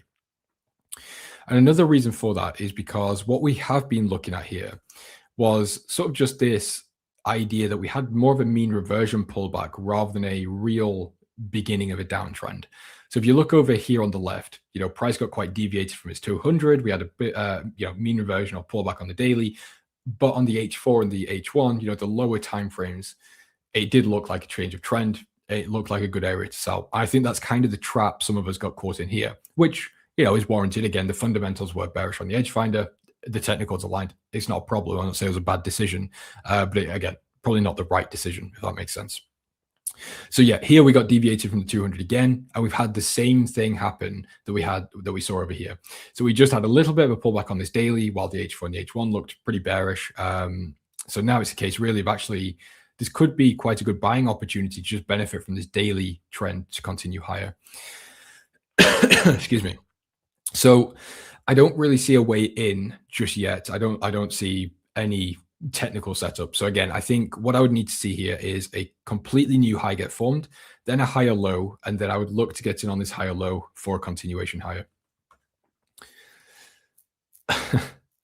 We know strong wine is the way forwards on Friday. I've not had wine in quite a while, actually. I should have bought some. I was at the shop this morning. I found a wine that I really like. It's really cheap as well. It was like, I think £8, £8.50. But yeah, it's just delicious. It's really good. I'm not a huge wine person. I'm not one of those people that cares about like the age or location or anything. It tastes nice. I'll have it. I'm not too bothered. But yeah, I'm gonna have to go and get some now. You put ideas in my head. Look at you, Gareth. You're a bad influence. XAU buy or sell in NFP. I'll tell you what, dead spray. If you go onto MetaTrader and you put 99.9 lots and buy, it'll probably work out, I would assume. Of course, I'm joking. Please don't do that. I'm messing with you. So as I said to the other person that asked earlier, this isn't a stream where you come to ask for trading signals. This is more of a stream that for people that want to learn or just discuss fundamentals and setups and things. We don't endorse, giving illegal financial advice on a YouTube stream. I was just joined 5 minutes ago. Have you looked at the Dow? We did actually, Mega. Yeah, I've got 5 minutes left. So, well, 4 minutes left. So we can have another quick look.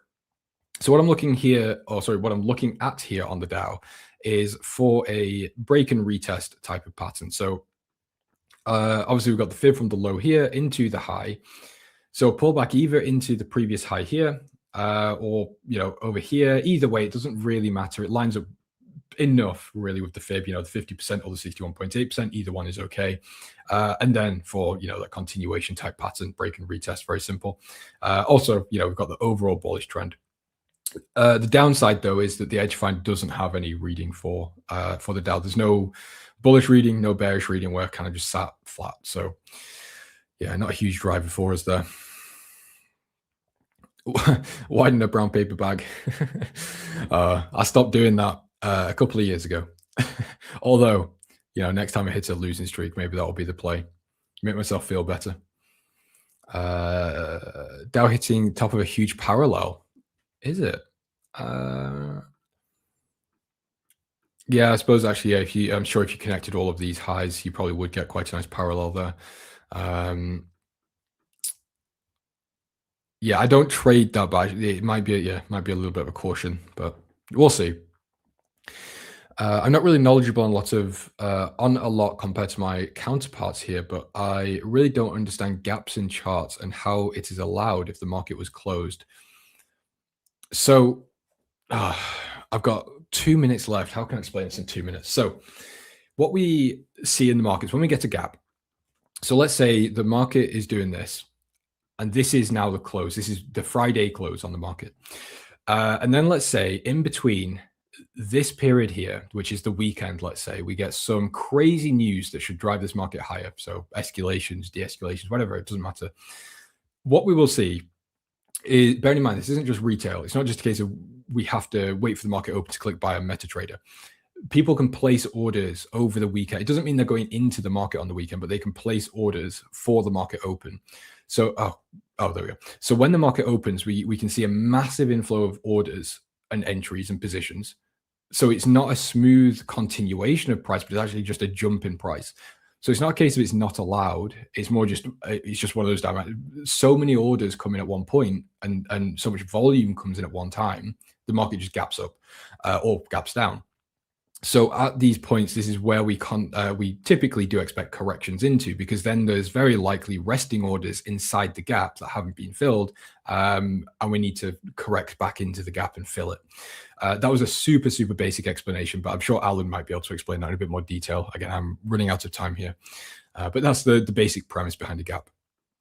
What is your analysis? Do you mean my strategy, or do you mean analysis on a specific market?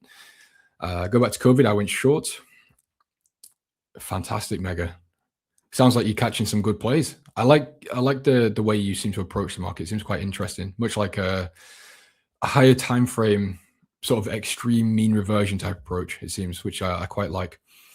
Thank you. Makes a lot of sense. Yeah, no problem. Again, that wasn't quite the best explanation, I don't think, but again, it should give you the basic idea. Great question, whoever asked that. Yeah. Also, by the way, that wasn't a stupid question. You framed that like that was a bad question. That was quite a good question actually. So don't put yourself down like that.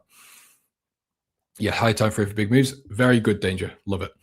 Okay, so 10 seconds left. So I'm going to hand over now to Alan Perez, who is coming to take over the show. Don't go anywhere. Again, we do have another guest coming to take over. Alan's a fantastic guy, fantastic trader. So you're in great hands with him. Guys, enjoy your weekends. And please do not margin call yourselves on NFP. Yeah, just not worth it. Stay safe. Don't get margin called. Guys, see you later. Here's my favorite rapper. Source, leave me alone. It's the weekend. Guys, I'll see you all next week. Enjoy your weekends. See you later. Bye. Hey traders, don't go anywhere. The show will be right back. I just wanted to tell you about today's sponsor, that is 8cap. 8cap is currently offering traders outside of the United States a huge welcome bonus when you create a new account using the link that is being dropped in the live stream chat or in the description down below. When you create a new account using our referral link, they'll give you a 20% deposit bonus to your new trading account. For traders who prefer trading on a brokerage rather than a prop firm, this is a great option in which you get a nice little boost to your new trading account. But I do also want to disclaim that terms and conditions do apply to this, so please see the full details using the link that's just been dropped in the live stream chat.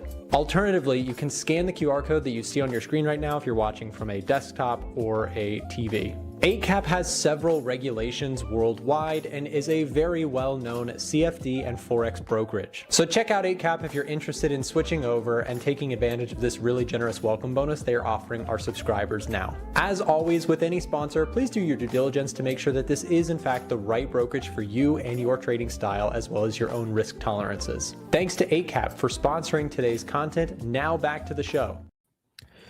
Good morning, everyone. Happy NFP Friday. This is the day we've been waiting for all week. Okay, we've had a pretty slow, underwhelming week, I would say. Okay, we had the week started and we were supposed to have a deal come Tuesday or Wednesday about the Trader Hormuz stuff. That didn't happen. Bank of Japan took a chill week, I would say, this week as well. So no interventions or anything like that. Everything was waiting on this monster NFP report that we are about to get. So I am happy to be trading it alongside with you all. Hope you guys are doing well. And like James said earlier, I hope you guys are full margin today because this is the day to do it if you were to do it. Jokes aside, just kidding. Trade responsibly. Okay, lots of volatility I would expect today. I'll go ahead and break it down for everyone here that's curious, that's watching. But happy Friday to you all of the regulars. Hello, Simo, Jeremy, how are you? All of you guys. Hello, Tiger. It is NFP. Yes, it is with the P right there. Yeah, we'll see. Hey, Sluggy, good morning. Max, good morning, man. Simo, Migs, Tony. I'm just going down the line here, guys. You guys are W Financial Advice. There you go. W Financial Advice, guys. No, it is not financial advice. Let's go ahead and get started here. So I see a first comment here initially, but from Ken. What gold is doing right now before NFP, this pattern shows that NFP will be a huge beat. If the market thought the USD will sell off on NFP, you would see gold going down before the news for positioning. Well, maybe the market knows something we don't know. It is up 2% today, which is pretty good for my trade here. So what I'm going to do actually, so for all the gold traders out there, right? I'm long gold. I like the idea of being long gold. I'm going to actually trail my stops here a little bit. So I'm going to trail it past this structure right around here. I'm going to give it some room for it to potentially wick me out here. So I have this level here. So I'm going to just zoom out here for a sec. And I'm going to show you kind of the levels that I'm watching on gold and how I'm going to trail this profit right here. So this is a level of support here. Potentially, we broke above that. The big level, though, was around this 4,200 level here. So you had this level right here, resistance right here. We blew right past that. We actually had a pullback of some sorts yesterday. So maybe this level actually does hold. And so I'm going to trail my stops right below this level here. So if price does find its way back here, I would imagine that there is a case for buyers to go ahead and step in and defend this level. And again, this is just simply just trailing stops below structure, right? So the ideal case is that NFP comes in softer than expected for this trade, and it just continues to grind higher. That's kind of the ideal scenario. But in the events that you do see some volatility, and we all know that NFP comes with lots of volatility, right? Lots of whipsaws. I was talking to Tiger yesterday on a call, and he was basically saying, like, it's very normal for you to get like bunch of just this going on and then a one directional push in either direction. So I want to make sure that I'm able to absorb and survive this right here, right? The big wicks. So I'm going to trail my stop below the structure here. It gives me enough room to absorb any volatility and let this thing play out. But nonetheless, this is now a risk-free trade. I'm just securing some profits here. And that's what it is. For my euro dollar position, same thing. The structure here that I can trail, my entry point is very, very close to the price where it's at right now. So in fact, the way I'm kind of managing this one is I just have my stops at break even, right? So I can't gain anything, but I can't lose anything either, and I'm pretty happy with that. So gold right now is kind of pulling the weight here for now. But yeah, it's super big day. Let me ask you guys this, okay? As we're getting closer to the day, to the minutes, we are about 25 minutes out from it. What are your guys' thoughts? Weak NFP, strong NFP, just go ahead and type that into the chat. And I would also like to know why you think that. And why you do that, let me just address these other guys. Luna, hello. Hey, Leah. Hey, Major Capital. How you doing? I'm going to do trade on gold full margin. Jeremy, be careful right there, man. Let's be careful. Hey, bro, I'm risking all my money on the news. Just kidding. Don't do it. Don't do it. It is not worth it. You are supposed to live to fight another day. Max says, I would take out half of that size position and let the rest run. Good luck. You know what? I'm feeling good today. I'm going to leave it on, man. It is what it is. Look, this really wouldn't impact me much. I'm going to just let this thing play out here a little bit. So stops below structure. Pretty cool with that. Why did I enter gold? That's a great question. So let's go to this chart here where I have my analysis on gold. The reason why I entered gold was a variety of things, right? So first, let's understand what's moving gold and why it's doing what it's doing, right? So when gold became so popular, right? This was end of 2025 going into 2026.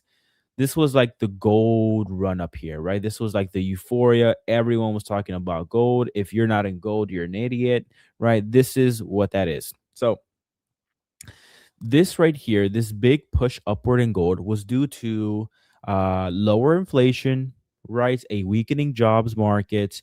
You had the Fed looking to cut interest rates. And so that right there was fuel for gold to rise up. And then right around here, this exact candle, literally this exact candle right here, was when the war in the Middle East started.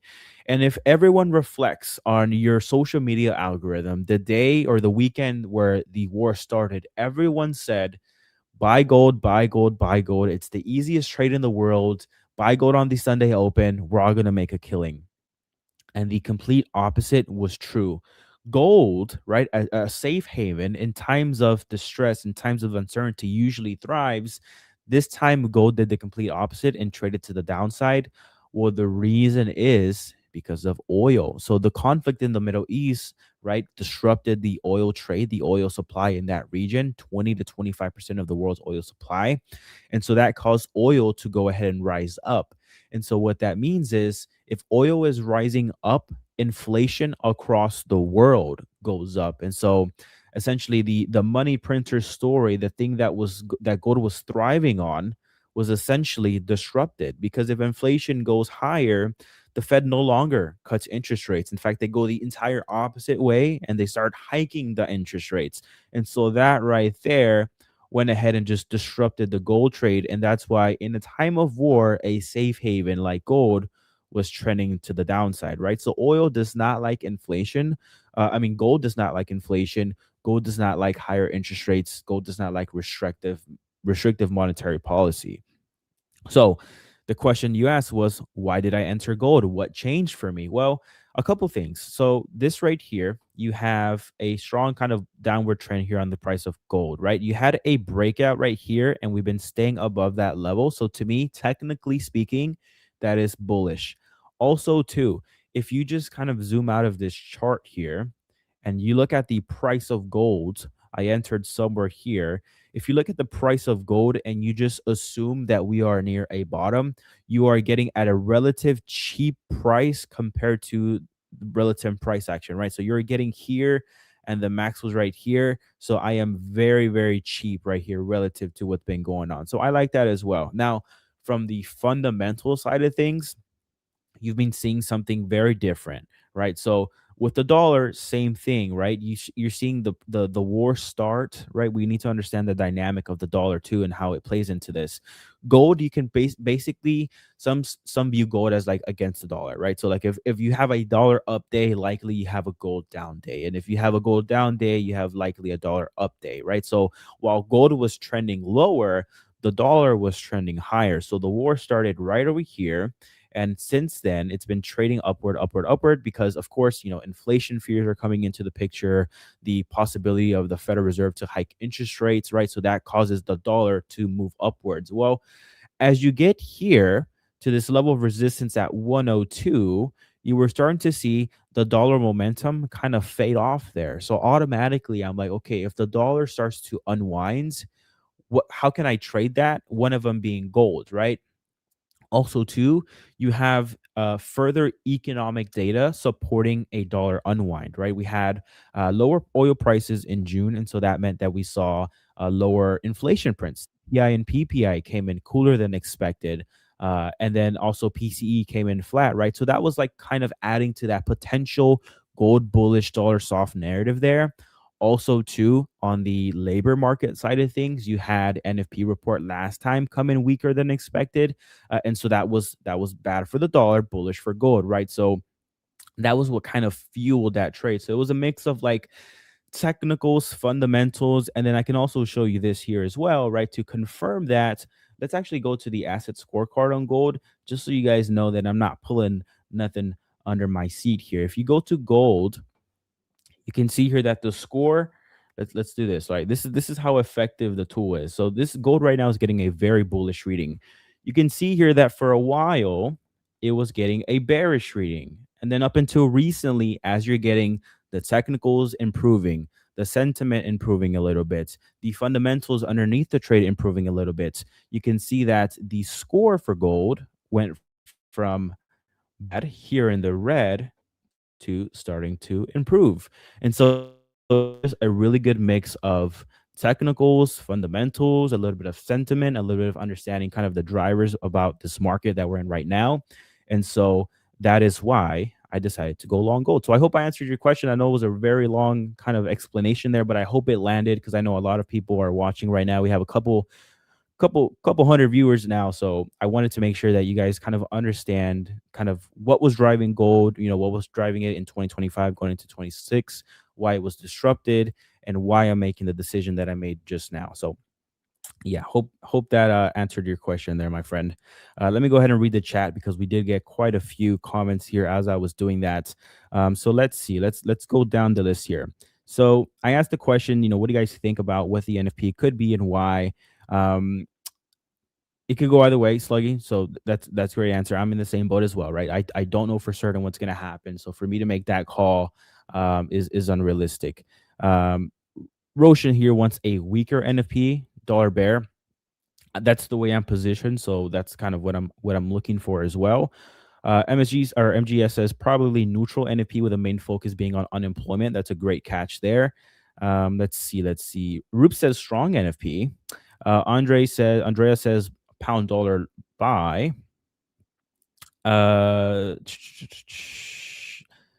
NFP might come out bigger, some say because of the World Cup. That is actually true. So Canada did see a bump up in a lot of part-time jobs, temporary part-time jobs due to the World Cup. So maybe you see the same thing happening in the US. So the US has a bigger economy and their services economy is already pretty big. It's the majority. So I would think that they didn't have to do too much hiring, excess of what would be out of the ordinary to kind of support the World Cup. But I don't know, right? I don't know. So that could be something that we could look out for as well, as far as like part-time employment numbers. Modi's over here saying soft NFP, strong NFP. So it's a pretty good mix of soft and strong NFP. So we'll see what happens again. It's our job to be prepared. So if you were to get, let's just keep it simple here. If you were to see a really strong NFP report today, that probably adds rate hike bets back on the table, and so you likely see a strong dollar and gold softening a little bit. If you were to see a really weak NFP or a big miss to the downside, likely that is scaling back some of those rate hike bets, because then the Fed has to kind of ask the question, do they prioritize labor market, and do they prioritize inflation?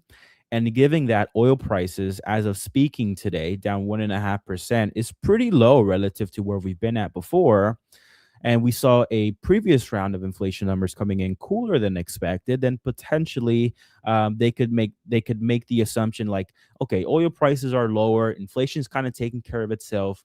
Maybe we could go ahead and position and kind of put our focus on the labor market. That could be the case. So we'll see. We'll definitely see. Is it a bad idea to enter after the news? Well, I'll say this, Zebis. It is definitely a bad idea to enter before the news. And I think that a lot of the smart money out there enters after the news. So if I were to make any trading decisions, it would be after I have the complete context and all the data. Nick, good morning, man. How you doing? What's up, Alan? I'm good. How are you doing, man? Pretty good. Thoughts on NFP? What are we full porting today? Well, one of my kidneys is already gone, and I've already wired it into the trading account. So I am full ported long side on a weak NFP report. Okay, easy. Pretty easy, yeah. Great. Totally kidding. For the brand new trader who just waltzed into the stream, we are not serious, but we might get serious at some point. You never know. It depends how bad the drawdowns get. You know what I mean? Alan, I'm jealous of your gold trade. You're sitting in a wonderful gold move here. I'm not in the trade. I'm happy to see it run. I would love to see it keep going. If I miss the trade, it is what it is. To be honest, it's weird. As a content creator, you get this kind of like dual-sided thing where it's like, okay, I have been leaning bullish on gold. I am not in a trade, but like, let's go. You know, it's awesome that it's making the move, even if I'm not in it. So that being said, if it pulls back, I'm interested. If it doesn't, then it is what it is. Okay, Alan, I've got to figure out my voice levels here. Give me a second. Yeah, no worries. And you know what? To add to that, I felt the same way, Nick, about your gold trade earlier. So it washes out. It is all good and dandy. But I'm definitely watching to see what happens. Yesterday, for the chat and for Nick, I did see somewhat of a pullback. Now, I don't know if that was it. Right, we had this level here that I have marked up about 4,200, which was a breakout level I was watching. Yesterday, we actually didn't tap into it, but we got pretty close to it. So I'm curious to see if that was the pullback or not. But again, the volatility today will definitely go ahead and either confirm the trade or take me out of it. And if it takes me out of it, then the question becomes, well, is it still probable? Does it still make sense to go ahead and enter again to the long side on any continued downside? Yeah, no, it'll be interesting. Alan, is the mic on? Can you hear me okay? I can hear you. I can hear you okay. Here, let me do this here. I think I can adjust your audio. Try now. You turning mine up. Okay. I'm curious. Like, I can turn it up. It's weird. StreamYard all of a sudden started giving me this issue. Like, it's probably louder now. Like, you can probably hear me better. But still, I'm at like max volume on here, and it's weird. Like, my mic just doesn't want to cooperate right now. Here's what I'll do. So for me, I can hear you just fine because you're the only audio source. But as the viewer, you're kind of comparing my level versus your level. So let me bring mine down a little bit. Hopefully, it kind of evens it out. And then for the viewers out there, if you guys want to kind of bump it up, we can collectively be at the same level, and then that should help it just a little bit. So can I even adjust my volume? If you can't, then there's a setting on audio, adjust mic volume, automatically adjust mic volume. If you turn that off, you can manually adjust your mic. I had to do that. Let's see. Okay, people are saying it's good now. Thank you guys. Should we That's get okay? guys, that's why we have Alan here. Alan just makes things flow, okay? So, with that said, I don't know. I think the NFP report today is expected to be lighter than the previous one. I want to say I saw like a 60,000 jobs forecast. No, okay, so 85,000 jobs forecasted for today.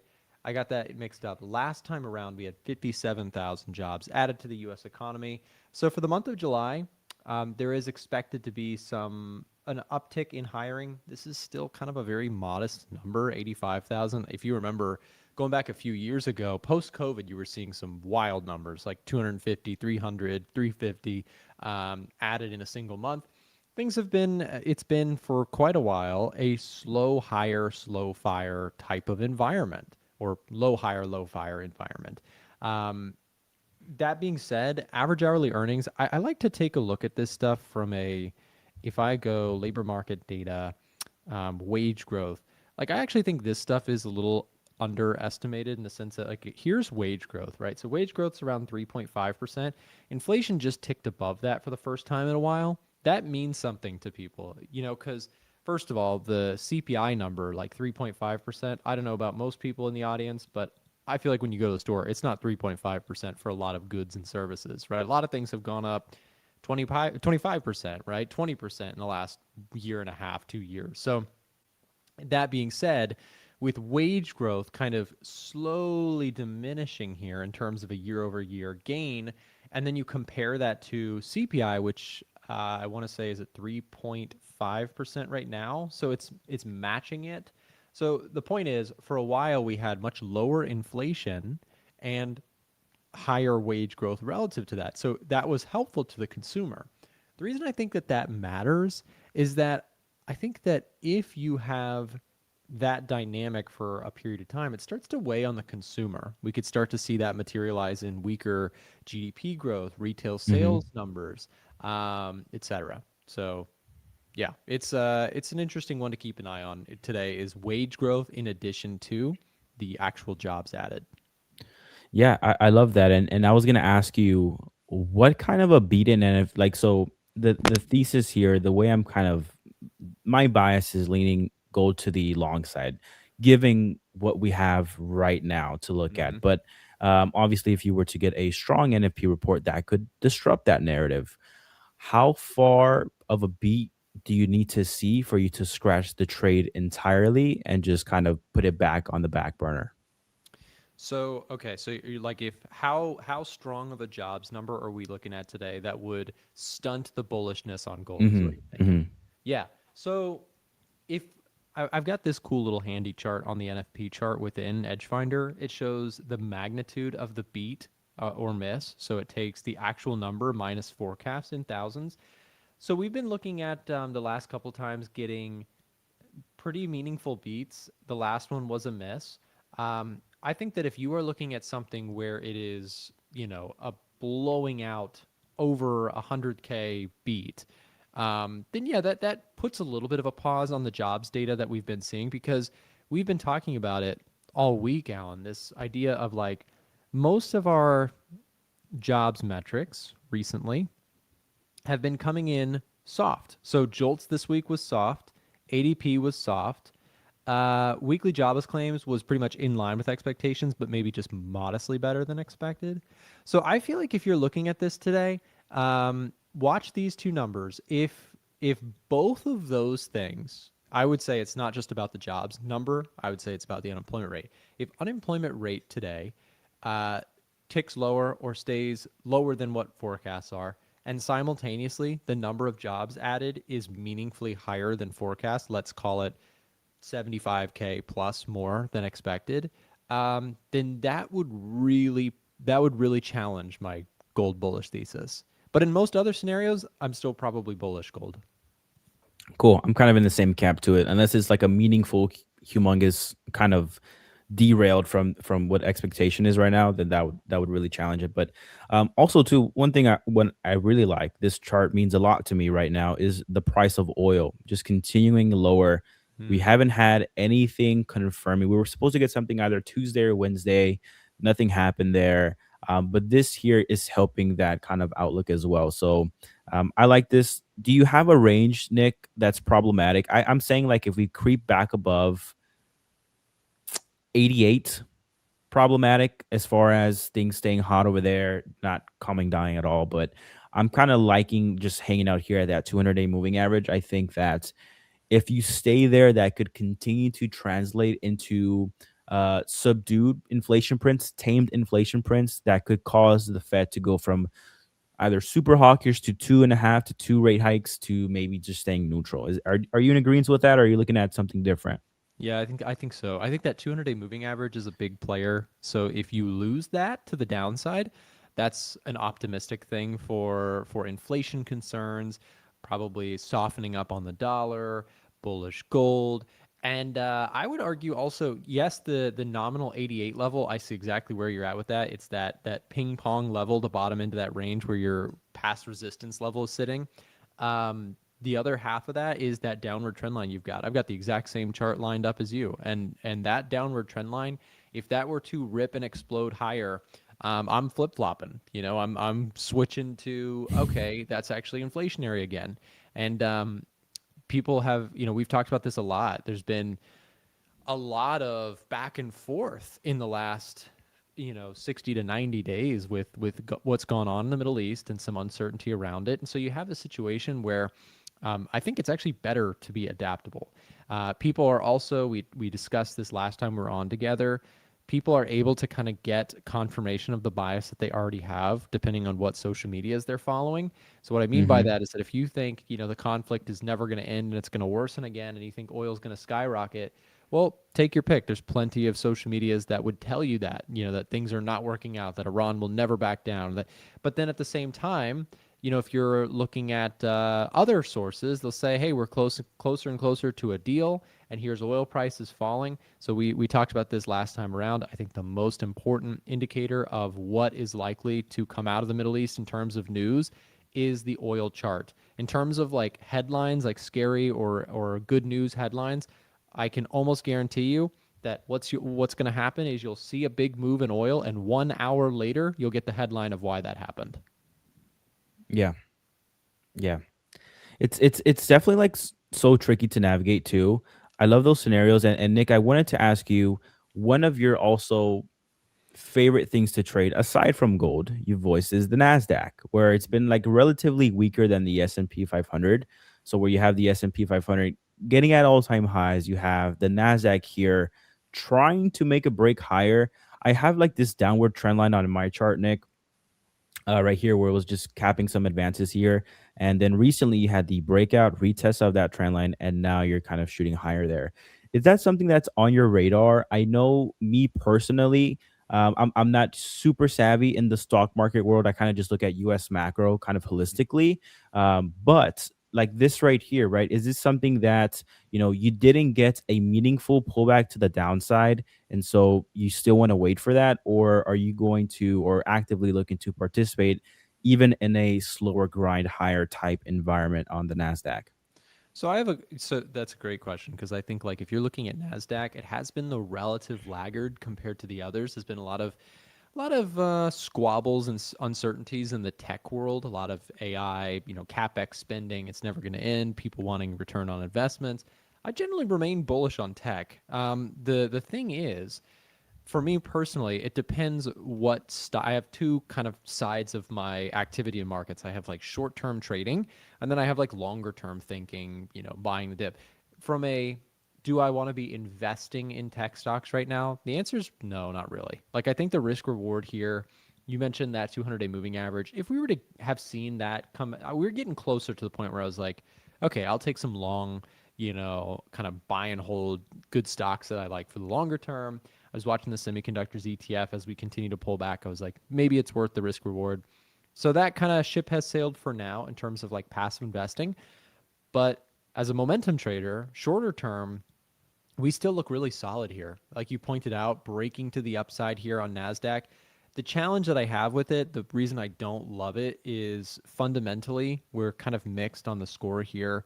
The other thing is that crowd sentiment just went like super, like, I don't know if you heard this, but we hit like record put call ratio data for like the last year and a half or something on the Nasdaq. Like there was just massive call volume. So I think in the short term, you have a little bit of room for this to pull back. Also, I'm just going to switch over here so that we can watch the NFP report release. It is coming in 20 seconds here, guys. On the screen, I've got a bunch of charts for you. These are 1-hour candles.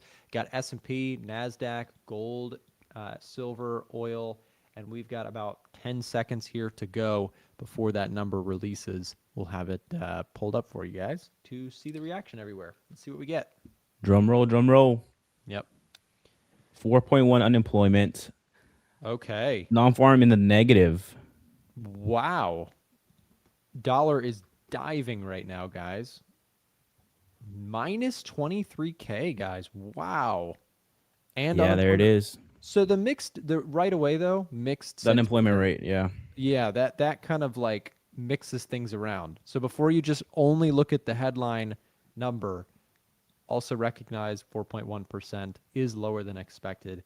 That is a soft jobs print though. And again, what they'll say, people will point out, oh, this is low participation rate. That's why the 4.1, that's what people will say. So, wow, softer than expected on the employment change by a large margin, Alan. So at that point, which one do you pay attention to? Do they wash out? Like for the viewers and for my sake too, like do they wash out? Does one overvalue the other? Like the unemployment rate was a marginal change versus the NFP report was a huge divergence in the expectations. I kind of say like the NFP report would probably drive the market moving forward for a little bit, the price action today. But is there kind of one that you overvalue over the other, or are you kind of in the same camp? I'm going to make a prediction really quick, Alan. The dollar yen is not going to like this. So I think the headline, the jobs change, is the more important of the two. I'm just getting flashes of, right now of August 2024 for my market historian friends who've been around for a little while. That was a terrible time for me, Nick. Yes. I was on vacation, neglecting what was going on. Come back August, I'm like seeing dips and I'm buying them, and it just continues on lower. That August 5th. Yeah, no, I think, okay, so let me break this down here a little bit because this is kind of interesting. So August 5th, I think that's what you said. Yeah, like there was, what happened on a Friday, we had a non-farm payroll on a Friday. It was way worse than expected. The Bank of Japan was doing the same thing that it's doing right now, trying to defend the yen, trying to strengthen the yen. Then what happened? Jobs number comes out super weak. Dollar plummets lower like it's doing right now. It sold all day long. And then on the Sunday night open, Pulver and I, who's about to be on the show in a second, we watched in awe after, basically it was a BOJ freak out where it was like massive yen strength, massive dollar selling, stocks flooded lower, tech stocks got, hammered.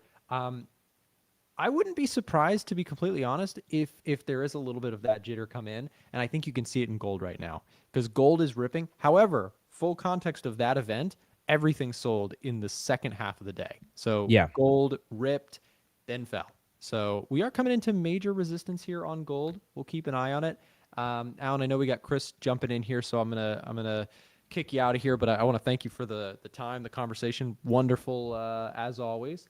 And man, we'll see you on the next one. All right, man. Take it easy, man. Appreciate it. Stay safe out there, everyone. Bye-bye. Thanks, guys. And thanks, Alan.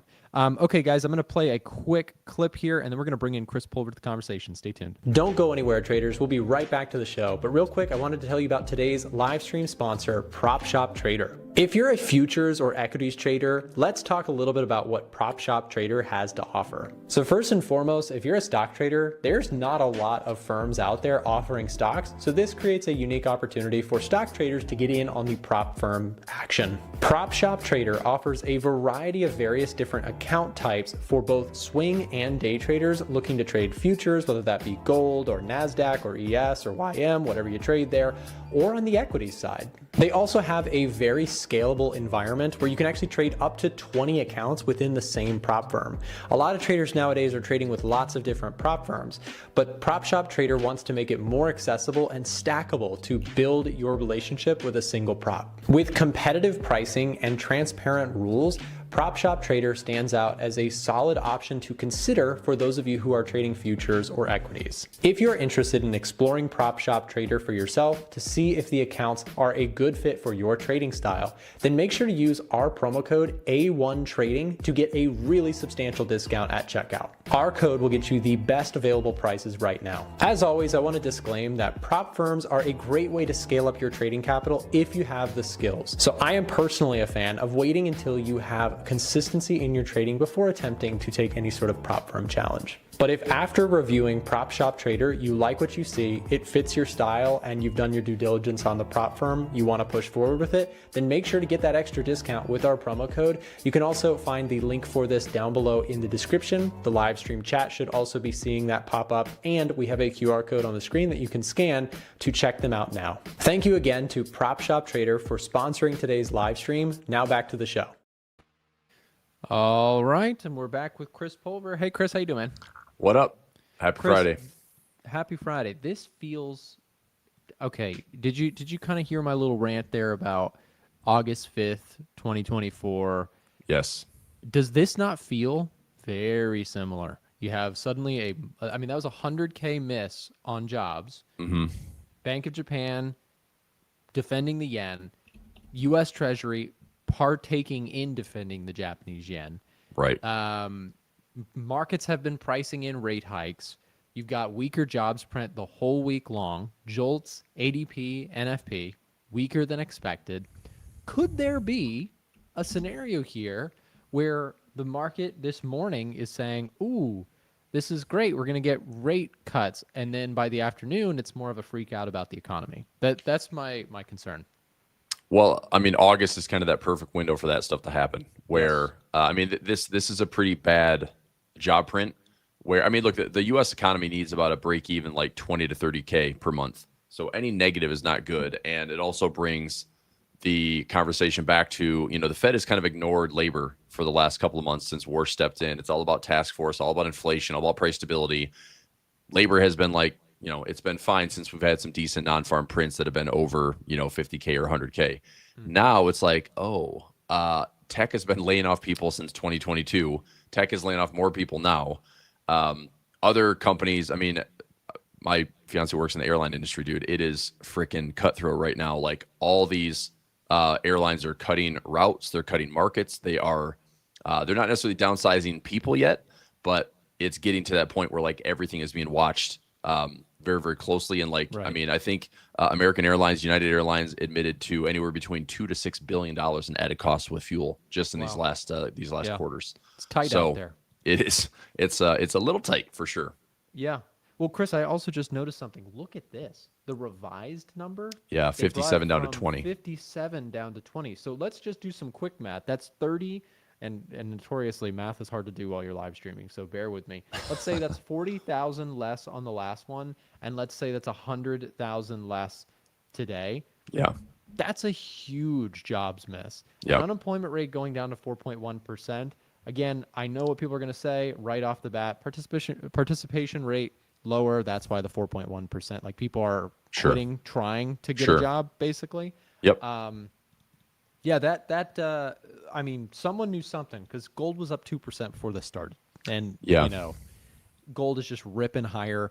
That's the trade in the morning. The question, though, I have is in that August event that we saw in 2024, it felt eerily familiar. Bad jobs print, BOJ defending the yen. And here you go. You had gold move higher on that day and then reversed all of its gains, went super negative, everything correlated to one, and we had a dump into Sunday night. So I'm just theorizing here. But that sort of labor market shock, I think it's going to redirect the conversation a little bit from just looking at inflation. I agree. Looking at like gold versus silver, I mean, Nick, I think you know how this whole plan was. Okay, we're like think of Doge with Trump and Musk, right? Think of Doge. We're gonna cut. We're gonna balance the budget. Well, that pivoted very aggressively into we're gonna grow. We're gonna grow our way through this debt. We're gonna grow our way through this deficit. We're gonna run the economy hot. I think this is what the next phase is that everyone's been talking about through this fourth turning, which is if we can't grow, then we print. Like we're gonna do like this is kind of the last stages of like, can we sustain this market at these all-time highs? Can we support these economies? Can we intervene when we have to intervene? And at some point, like, does it happen like price action wise where we're trying to support, we're trying to intervene and manipulate, and all of a sudden like price action doesn't accommodate that move? I don't think it's there yet, but I think this is what maybe gold is sensing and sniffing out. So when we look at this run, I mean, silver is running right into pretty key resistance. Gold, same type of thing. It's like 4,400 was a late March low. Once we broke that level, we obviously headed fresh low. So I think the overtaking point for me is we have to have a pretty firm close above 4,400, and I'm looking for a pretty solid bottom. I mean, I'm up to fresh year-to-date highs today, which is kind of nice considering we're not at all-time highs at 77.90. And then gold is ripping, so it just shows like that accumulation I've been doing these last 3, 4, 5 months have been for a good reason. And this is starting to show better signs of life. So yeah, man, this rotation for the second half of the year, it's like gold. I mean, dare I throw Bitcoin into the mix? I mean, Bitcoin's only at 65K. It's not having nearly the run that gold is lately, but I want to wonder, like, will those assets come in favor again before the end of the year? Yeah. Also, we played around with the volume behind the scenes. Hopefully you guys can hear me a little bit better in relation to Chris. Chris, yours was louder. Mine was quieter. So I think we got that sorted out, but guys, let me know if I should adjust volume further. But yeah, anyways, I agree with you, Chris. I think you've had this change. What was lagging seems to be now leading, and what was leading seems to now be lagging. Outside of tech, which is kind of, well, I guess tech was lagging. Now it's really coming back here.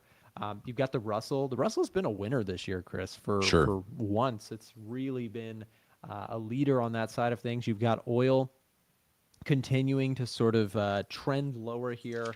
I don't know. It's a very interesting dynamic. You have yields aggressively moving lower. This is maybe one of the most bullish things that could happen for the precious metals is yields kind of plummeting lower. Meanwhile, BOJ stuff, the 10-year for Japan is moving higher here. The 2-year yield, fresh highs, 10-year pretty close to it. The 30-year, a little off from there. Dollar yen, look at this, Chris, down 0.8%. So, maybe the BOJ is in there playing a little bit of this. I know we've been talking about it a lot, but it is, of course, in reference to this ginormous, very serious move lower that we've seen in the exchange rate. We also, I know everyone's got this on their charts, is the 200-day moving average for dollar yen. Huge level of support. We'll see if it holds, but if it starts to go here, if we're going to start actually seeing a more meaningful decline, again, I think that you have to just be a little cautious here when we consider VIX seasonality, which we've been talking about. You brought up August seasonality for S&P 500, jobs data coming in soft. I think that has recipe to spook the market a little bit. So I think it's a bit contrarian today to think so, but because tech stocks, everything's up today. But my concern is that is a little bit of a, that jobs data weakness is not necessarily something to be too thrilled about. It just same thing, dude. Like, reasons to be cautiously bullish. Sure. I do think after the pump to the upside, I keep reading about this vol compression. I don't know if I mentioned this on Wednesday, but what right now the market's revealing, like over the last 100 years, like the most dislocation and the most dispersion that the market has like ever had, and that's on the individual stock level. Meanwhile, we have, I mean, I think this is also why the S&P has been so choppy for multiple months this year, is because individual stocks are all over the place, while the indexes are just like, well, I mean, this one's good, but that one's not. This one's good, but that one's not. And so it's just like, well, the S&P is just hanging out, and we're, within a couple percent of all-time highs, or we're having these compressed volatility moves. And meanwhile, like under the surface, like volatility is screaming on individual stocks. So the Nasdaq recently, we had mentioned this. I mean, the implied volatility in the Nasdaq has been roughly double the S&P all year, and that's starting to kind of weigh in, or like rein itself back in as well. But it's still elevated. I mean, the S&P I think is at 30 IV rank, and the Nasdaq is like 50 something, but it was like in the 70s and 80s. So I was going to say this on the bigger picture. I think the squeeze that we just saw, that is still like trying to test these highs. The squeeze that we saw, in my opinion, still probably bodes well for the markets to finish the year positive. I just don't know if we're about to see. I mean, if you look at my chart here, If you want to share it, Chris, I think it's Oh, not I'm sorry, shared right now. I didn't know I wasn't sharing. You're good. Yeah, I just want you to have the screen, Nick. You can just read my mind. Put it on your chart. Yeah, I know what you're saying. So if we're heading up towards 8,000, I feel like that was a reasonable forecast for a lot of optimists this year. But the tail side was pretty aggressive to the downside. I would say because of this squeeze here to the upside, I think that the market is likely not coming back to break these lows. I don't think we're going to close below these previous highs. I think the market is still going to stay positive for the year. I want to write one number down, 6,800. That is the yearly candle. That's pretty much where we started. So I do think the market will finish above 6,800, but it might be get to 8,000, give a decent amount back, and we finish maybe at like 75, maybe 7,000. It ekes out a little bit of a gain, but what a volatile year 2026 could be. And like, I guess in your opinion, what would change to keep this market like cranking higher outside of, well, I guess we're just going to run into like true bubble territory? Because I think that word's been overused a lot this year. Yeah. Oh no, But definitely. if we just go straight up to like 8,500, I'm like, I just need to see like just like a distribution pattern, and I'll probably short the S&P. Yeah, I mean, for me, the conflict in the Middle East is a big one, not because I necessarily, it is geopolitically a big thing, but it's mostly inflation. Like, I think that one of the biggest headaches, one of the biggest concerns of the market is the rate hike narrative. And so if the rate hike narrative gets kind of just pushed back in the meantime, stocks can rally, right? You have like wonderful, wonderful earnings, like remarkable strength on that side of things. So then you have simultaneously this conflict, which has been just sending the 10-year higher and higher and higher. You have to give it to the market. This is what the 10-year yield has done, and yet at the same time, you've had a really positive stock market this year. That is a defying gravity a little bit already. So I think if you were to see the 10-year actually back down, like if you were to see this thing more meaningfully move lower, I do think that in most cases is the sort of thing that could turn this year into a 20-25% gain year. Yep. Just another one notched in the record book here. I think it's very possible because this thing has just been, markets love to kind of cluster and have just like 5 years in a row where there's just a banger back to back to back. We've had some pullbacks here. Admittedly, I would have liked a little bit more here, but from a trading perspective, I think fighting the rally is just challenging. Like it's just a game that I don't want to play. And while I may not be investing long term in a bunch of stocks up here, I'll stay with the long side bias For sure. in the meantime until something breaks. Yeah, I'm probably right there with you. I mean, what I've been enjoying for most of the year is just time decay payoff, and I'll probably continue to stay that way. I don't know if I want to get more aggressive in the tech side, or I mean, I wrote down here. It's like you mentioned, Russell's been a big winner. So is the Dow. So is equal weighted S&P. Right, equal weight is actually keeping pace or outperforming. The Dow and the Russell doing really well this year. That's good rotation. The global stock market, VT, had a pretty good run this last week as well. I mean, VT is back up to 161. I'm going to set a chart alarm up here at the highs. I mean, this is probably one of my bigger share sides of like I have chunks of VT. I've got lots of puts and ratio spreads on here as well. Same thing on SPY Qs, those levels that I picked out. You can see a ton of these in the pulver alerts. You know, on the SPY, it's like I'm doing basically a stack of puts that goes out to the end of the year into the 600, like the 600 area. I did lower than that as well when volatility spiked up a couple of times. I mean, what's your window on like a VIX long?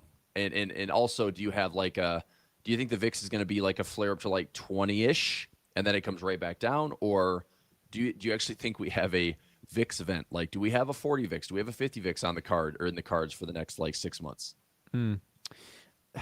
VIX, we talked about this the other day. It is an inherently tricky thing to be long. Just in general, it's a hard hard trade. Because even if you think that the VIX could have a big move, you know the bane of the existence of trying to long VIX is timing it, right? Because you It's could so tough. It's so hard because you could be like, okay, I think the VIX is going to have some kind of by end of year move higher. But if you're off by a few months, it doesn't even matter, right? Yeah. So my thought process with the VIX is if I was to take stabs like VIX calls, for example, I have to give myself out to like February or March of next year. Like it would be a longer, because timing it, if I'm working against theta decay there, that's so tricky. Yep. But simultaneously, VIX, you don't want to overpay for calls. So like it's if you were to take the trade, would you not want to try to stick within the minimum amount of time that you're expecting to see something? So if you're thinking you could get name your selection, surprise rate hikes and or, for example, what am I thinking of? Midterm elections. Like if you had some surprise, Iran goes awry, right? That was catchy. Iran goes awry. If that happens, like you could get some kind of event, and the window, if we're going off seasonality, is somewhere in September, October, November. If that's your window, theoretically you could play that by buying, end of November calls. But that's a little bit more aggressive. You're giving yourself less time. Short answer, it would have to be just when I feel like the VIX simply can't go lower and give myself room for it to go lower anyways. Yeah, I mean, we've seen the VIX down to 13, 12. I mean, yeah, I really think the markets have found a way to just do well at suppressing volatility, and then when it is flared up, it's a short-term flare. Zero DT flows like kick right back, and I think that's another reason why the VIX is such a quick reverting instrument. Is, I mean, look at how eager this market is on one down day to buy the next day, like to just pump it up, and zero DT flows are a lot of that, because all you really need is you're making a one-day bet. You don't have to invest for the next 3 months to see if the market's going to go up. You have to bet for today. If the market's down 1%, buy it, see if it goes up the next morning, and guess what? That's probably working very well for a lot of traders this year if you just make it that simple. And the VIX on those days, the VIX is not going higher. The VIX has no follow through. It's up to 17, 18, 19, 20, and then it's back down to 18, 17, getting smashed back down. Here's a monthly Look at all those chart. VIX. Yeah. Yeah. Here's a monthly of the chart, kind of just to go with what you're saying there. It's like you've had these moments in the last few years where VIX has flared up, but it is just ever declining, like very, very brief windows where you get the pop and it's gone. Like you get very little volatility continuation. Last time we saw, I know we've talked about this a lot of times, a meaningful VIX, elevated and staying, 2022, 2020, 2021, you had a good bit of volatility baked into the market. We've been in sort of a trend lower for a while. Like this is a 200. Well, let's do a little bit lower, shorter than that. Like volatility, just generally speaking, has been kind of trending lower on a monthly chart basis for some time. And at some point it changes, but gosh, it is not something easy to time. Nothing is, right? Timing is inherently the most difficult thing when it comes to any chart. But VIX, again, I think if you are looking to buy some insurance, aka buying VIX, you're looking at like the 14 to 13 seems like a bottom end of the range. Of course, you've had times in the past where it has gone lower, but that just, at least in recent history, seems like where it generally bottoms out. So we'll see. S&P 500, again, it's just a tough tape to fight here. The market seems to want to go up. Earnings are strong. We'll see what the Fed does if they, and again, I think that you're getting some evidence right now that is going to push back probabilities for rate cuts or rate hikes. Like I think, Sure. this softer jobs, softer or expected end of the war in the Middle East, if that is what the oil price is kind of telling you, seems like right now the market is kind of cheering on the idea of less rate hikes. Yeah, I mean, I don't know if we're going to get one. And look, I think the equities market would love the fact that we may get zero, like just pause. I don't think we're going to get cuts anytime soon. Trueflation is still up. Like Trueflation is now showing like 2.32 versus I think what was maybe a month ago 1.8. So I mean, we're seeing like elevated inflation. I think we have to admit like AI has been a source of inflation. Circular financing is getting more expensive, but right now it's like maybe the big picture play is that the Fed and so it's basically Warsh and Company and Besant. They want to try to get the 2-year down, the 10-year down, the 30-year down, mainly the 10-year. But if they can get those yields down a little bit, I think that does give the market the relief that it needs to continue to run and run a little bit hotter with this drift. I get that the Middle East is still like a sticky point, but I can't believe that we would drag this into midterms. I don't think it, I mean, I feel like that is maybe one of the more frustrating things of the entire year for this economy, where it's like supposed to be, this is all about growth and all about AI. It's like, why are we doing this? I really don't know. I don't know what the end game is. I know that oil's been, a wild and crazy move, but I don't know what the sustainability of this like conflict is. So ultimately, I do think that the U.S. could yield, and we're going to declare victory, although nothing really changed, and we just spent a bunch of money and be in the Middle East for no reason. Or if there's something I'm missing, like let me know. But it is a weird thing, like as far as the financial markets and how much we want to be, king of AI.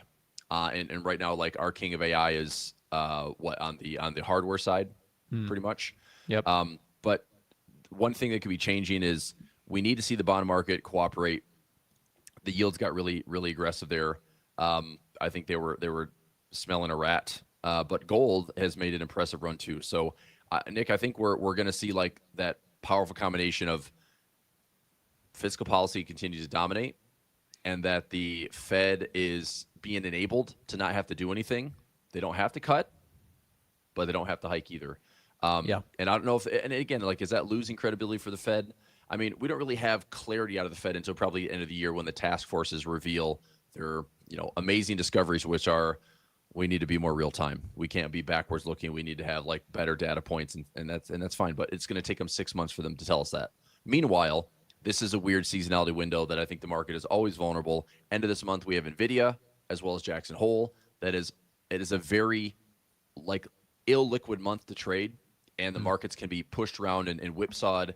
And it's just things you have to be aware of as a trader. If you're like going to grind through August, you could be getting some fake out. So I think because we had this aggressive pop to the upside, 2 fresh all-time highs, I think that keeps the posture there where it's like, okay, this market wants to try its best just to finish positive. So a little shakeout hopefully doesn't scare anybody. A little whipsaw doesn't take your big picture lens off. But I'm not crazy aggressive at 77.50, almost 7,800 to say I'm going to push like crazy bullish into the end of the year. It's like, dude, I'm just going to be doing what I've been doing all year, which that pop we just saw rewarded me very well. If we grind higher, as long as we're not making like nasty pullbacks to, I guess at this point, like 7,000 or nasty pullbacks towards 6,500 or 6,300, then I'll limp in with a bunch of time decay and time premium and still maybe push towards like 20+% this year on my own portfolio. Yeah, so we'll see. Not too shabby. I think in terms of where I'm most convicted, I do really like gold. I am going to make the prediction here. I'm not going to place any trades on this, so please do not copy what I'm saying here. But I would not be surprised to see if you get some selling today. Not necessarily because gold is bearish, but because of my little case study there where you had a really soft jobs print and an incentivized U.S. Treasury and Bank of Japan that wants to see the yen stronger, the dollar weaker, yields move lower. Yeah, my opinion here today is you might have a little bit of a turnaround on some of this stuff that is up right now. I could be completely wrong, so please understand what I'm saying here. I am not going short the S&P 500, shorting gold. I'm not doing that. I'm just telling you, I wouldn't be surprised if you get the fade today. And honestly, if you did get that fade, I'm interested in gold longs around 4,200 for a continuation play here. So I'm actually kind of more hopeful. I'm not actually placing trades, and I don't, I think placing trades on hope is a bad strategy. So I'm Right. not betting the intraday reversal here, but I think there is the recipe for a little bit of an intraday turnaround. Dollar here weak right now. I think that softness in that jobs report is meaningful. And while stocks are initially popping off the idea of lower yields, my concern there is that you could have a little bit of a so let me tie this all together because I know it's kind of hard to follow.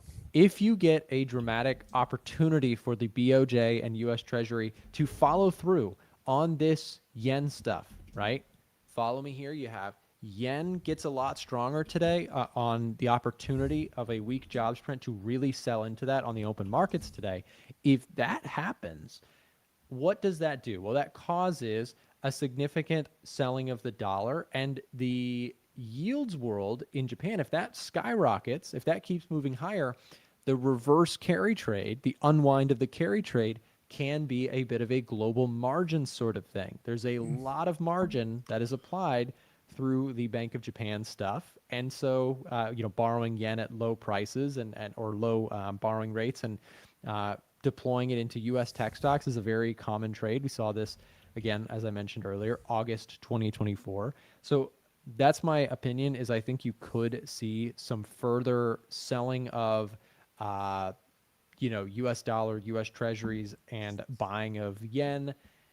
If that happens, I do think that you could get some profit taking in stocks, some cash withdrawals from those places. Because remember, if the BOJ wants to support the yen, or the Ministry of Finance, whoever, if they want to support the yen, they need to sell U.S. denominated treasuries, and that forces a lot of kind of margin reduction globally from a lot of funds, pension funds, who have been piggy banking the BOJ low interest rates for a long time. So that's my fun prediction for the Friday.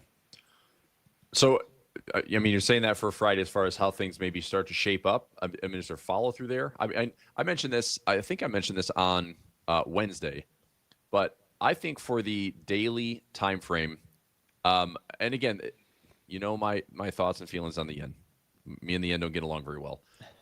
But if we see, like when we had this intervention, it did test the low, but it proceeded higher. We had an intervention, we tested the low, but we proceeded higher. I'm kind of looking at the same thing. If I wanted to get long the Japanese yen, meaning I should say long dollar yen, I would be looking at a small trade now, a small trade here at the lows, and this is the hard part, a daily candle close, which does make it like you got to trade freaking small, because who knows if we have like an intervention candle that pushes this even lower, and that could be hundreds of pips below that low. But if this market is the same story, which is test the low, go up, test the low, go up, test the low, go up. I mean, if I'm in now small, accepting that, anywhere between 100 to 200 pip extra buffer, trade small so I can absorb that, not really worry about it, maybe keep the risk under $1,000. Yeah. But if I'm right and this low holds and we get all the way back up into here, this is where I think this is a risk on everything rally. Like equities are up, Nikkei goes back. I mean, Nikkei's had an 18% correction. If it's going to go back and try to retest highs, this to me is like U.S. markets are resilient once again. Nikkei recovers, and this is risk on across the board. But this is what we had like that summer 2024, which was the Nikkei's down 26%, the S&P's down 10%. This is risk off. Check and this out. I don't know if this is like the way to think of how simple the market's going to be as a whole, but dude, I think this chart does mean a lot as far as like where things go. So here's exactly, I was going right where you were at with that. August or July of 2024, big dollar yen selling. Then the really soft jobs print. Initially, markets moved higher. They then tanked lower into the market day. Then, to your point, bounced, came back, tested it a couple weeks later, continued higher. Mm-hmm. So I would say that if you do get some kind of asset flush like we saw in August of 2024, if that were to happen, I think that is what we learned from that scenario is exactly what you're saying. That's generally, at least we're looking at this as a historical reference, that was a really good buying opportunity because people absolutely panicked. And it was anytime Well, that was a SOM rule triggered, right? Like that was a combination of Nikkei, Japanese yen, SOM rule are like, we're like, oh fudge. And it turned out to be a freaking V bottom. Yes, and it was a margin induced sell off. Those are also some of my favorite ones to buy because one thing we didn't talk about, is your take on situational awareness with like Leopold Aschenbrenner, like that? Was that enough of a bottom marking thing to show like his fund situational awareness along with others? There's probably hundreds of other funds that are in the same type of situation. They just won't make headline news and saying, "Hey, Citadel, bail us out." But that could mark a bit of a tech bottom with like how much leverage was in the AI space as far as investing goes. So again, doesn't make it easy. Doesn't mean like it's just, oh, this one fund blows up and everything's going to be bottomed out and off we go to the races. But that essentially had a major hedge fund with like $45 billion in positioning, showed their cards on where everything was on sale. Yeah. And so all their pain was basically Citadel's gain. So anyway, I just think that type of cleansing might also be another reason to keep this market like postured up, which is why I think we saw the big squeeze that we did after that happened, because this was a combination of FOMC day, Aschenbrenner gets bailed out by Citadel, and everyone else is like deleveraging, or like somehow it's like open season on like buy these freaking dips. Everyone that's in pain, whoever can absorb it and take it on with no leverage is probably going to benefit from it. Right. But I think that was an interesting flush out last week. Yeah. Yeah, we'll have to see. I think it does. Those sorts of headlines certainly get a lot of attention, and they, I think, can be a little bit of a sentiment reset once you see somebody get flushed out, which is just it's harsh, but hey, this is the markets, right? Yeah. If someone gets flushed out, a lot of times that is a bottoming signal in some ways. So we'll see. Yep. Chris, we've got our next show showing starting here in just a second, and you've also got to go. So thanks for coming on, man. Have a nice weekend, and we will see you on the next one. All right, you guys too. Thanks. See ya. Guys, last thing I'll say, try out the Edge Finder. We've currently got some trials going on. We're allowing people to check it out for 30 days, get access to our free course, etc. If that is something that you're interested in doing, we'll drop the link here to that in the live stream chat. Alternatively, if it is easier for you, scan the QR code. You got one right below my camera here, which will allow you to sign up for that trial. It also comes with a completely free to access Edge Finder and fundamental analysis course. So check it out. There you go. With that said, guys, up next, we've got Alan Perez. He is back for show segment number 2. Don't go anywhere. He's got some interesting takes on this NFP follow-through report. We'll be right back. If you're enjoying the stream right now and would like to join us beyond just live streams, consider joining our free-to-join Telegram channel. Inside of our Telegram channel, we're sharing daily market analysis, bonus clips from the live streams and videos, giveaways to our products, prop firms, and brokerages, and much, much more. So like I said, if you're looking to stay up to date with ideas that we're looking at in markets, even if you can't make it to a live stream, consider joining our Telegram channel down below in the description of this live stream, or being dropped in the live stream chat as we speak. Just click that link, it'll navigate you over to Telegram, click join, and you can come back to the stream. It's totally free to join, and if it's easier for you, you can also just use the QR code that you see on the screen right now. Now back to the live stream. Good morning, everyone. How you guys doing? What a crazy volatile day to start it off here. I was not expecting a miss of that magnitude, I will say, but it is it's crazy to see. What are you guys thinking, guys? What are you guys thinking? Is there follow through? The case but could be made for both, right? A continuation of this, like for example, in dollar yen, for example, a continuation to the slide lower, or do you have a little whiff of slide lower and then a V bottom bounce, right? I think both of them are pretty good cases to be made. Dímelo. Yes, hello, good morning. Good. Did you TP? Not yet. Euro dollar's getting close to that, so we'll see what the follow through there. I'm not shooting for the stars on euro dollar. I'm trading zone to zone, so Steven says, I'll highlight your message here shortly here, Steven. But with euro dollar here, you're getting close. I'm just targeting, the upper end of this range right here. So this is kind of with the 200-day moving average and that level of resistance right over there. This one I'm just trading range to range right now. If you were to surpass this and then keep going higher, then maybe I re-enter on a retest or whatever the case may be. That's actually a really good question that I should start asking myself too. Is like, okay, I was kind of positioned for a potential shift in the dollar, right? A dollar unwind, if you will. It's starting to prove itself that it's starting to kind of work out and follow through with that. But like, how much do we go? That's the big question. So I will say this is a level I'm watching on DXY, right? 200-day moving average, very important. Likely this would be a level that if you are a dip buyer in US dollar, you probably step in at that level. So 99 handle, 99.25 right over here is where I would expect some kind of a stall in the fall of DXY. If you see a stall and kind of a V-shaped recovery, then I'm kind of cautious there. I'm taking profits and I'm assessing the situation again once more. But if you were to flush right below this 200-day moving average, you see a break, retest, and continued lower, similar price action to what you're seeing with dollar yen, right? Where you have a break of the 200, retest, you hold it, and you're shooting lower, then I think the case could be made for dollar unwind to continue to roll out. So that's what I'm looking for there on that side of things. So yeah. Let's see. I have a message here. Okay, I'll fix that right there in a bit. Good afternoon, Ellen. Good afternoon, man. Just in time to cancel the rate hikes. So that's kind of been the framework that I'm kind of thinking is going to happen. Is Marco and I we've said, I'm thinking that the hawkish case is going to be just no rate hikes, right? Like just holding rates where they are right now and letting it fizzle out. And so you're seeing here on CME Fed Watch 2 that we had at one point the next rate hike was in September. Now that is no longer the case. Now there is a 60% probability that we hold rates September, October, and the next rate hike is in December. And it is only one rate hike from there. So instead of, we went from 2.5 rate hikes to 2 rate hikes. Now we're only getting 1 rate hike in December and maintaining that rate for the year's end. So very interesting to see that there the probabilities of interest rates are shifting in real time. And so I think the Fed is now going to be a little bit more neutral coming off of a super hawkish stance that the market was expecting. Yeah, crazy. That's what I meant to say.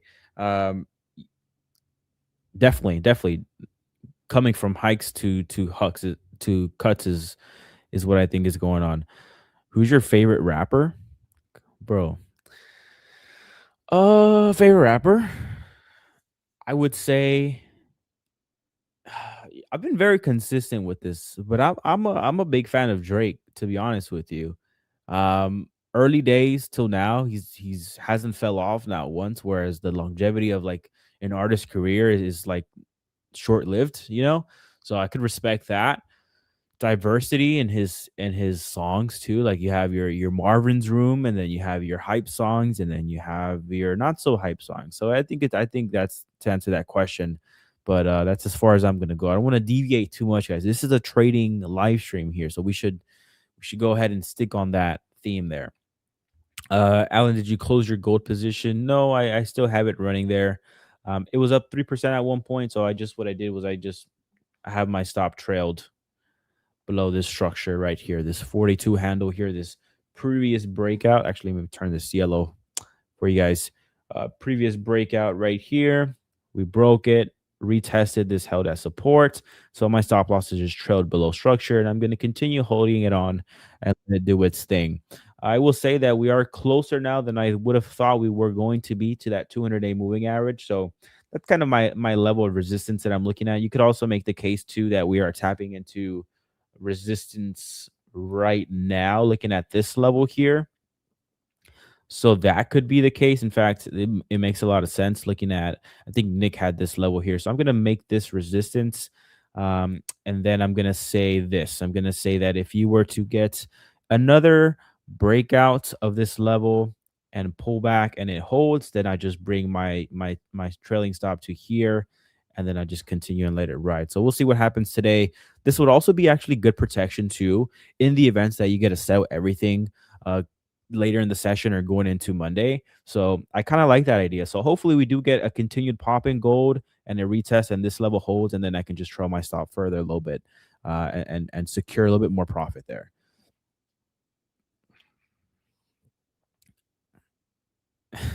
Who's your favorite soccer player? Then we can deviate to trade. I'm actually not a soccer fan at all. I'm not a football fan. I'm not a soccer fan. I really rarely watch sports. The one sport that I've been very consistent with is basketball, though. I love basketball, but even then, like in recent times, I really haven't been keeping up with basketball too much. So, yeah, sorry to disappoint you there. Hey, Marco, how you doing, man? Hello, Alan. I'm good. We had a pretty volatile NFP, which I love to see because volatility is where the opportunity lies. So a really poor print. I think we can pretty much kind of say that the next Fed meeting is not going to be a hike. I would say I'm 99% certain of that. The probabilities for the Fed watch tool have moved a bit. So the next trade would be to sell dollars, basically. Sell dollars, although I haven't yet decided what I want to do, which currency I want to use. I want to buy gold, absolutely, but on a pullback. As far as currencies go, I still haven't found the one that could be strong enough to buy against the dollar. You know what? The chat here is telling me something. USD CAD shorts, Marco. So we had non-farm payrolls today for the US. We had employment data for the US, but then you also had stuff going on for Canada as well. And the Canada numbers looked good. So you kind of have like a really weak NFP report against a really strong job report in Canada. Let me go ahead and pull that puppy up for you. Canadian employment change here beats, right? 75K versus 20K expected. Canadian unemployment rate also ticked down lower to 6.4 versus 6.5%. So this is a pretty good kind of polarizing opposites right there, where you have Canada doing well and the US doing poorly.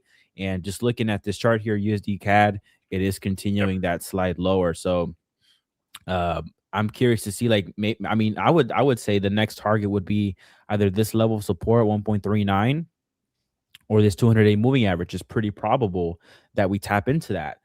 The question becomes, where do you enter? What's your risk management look like? And is the risk reward worth it? Because price is already moving your way.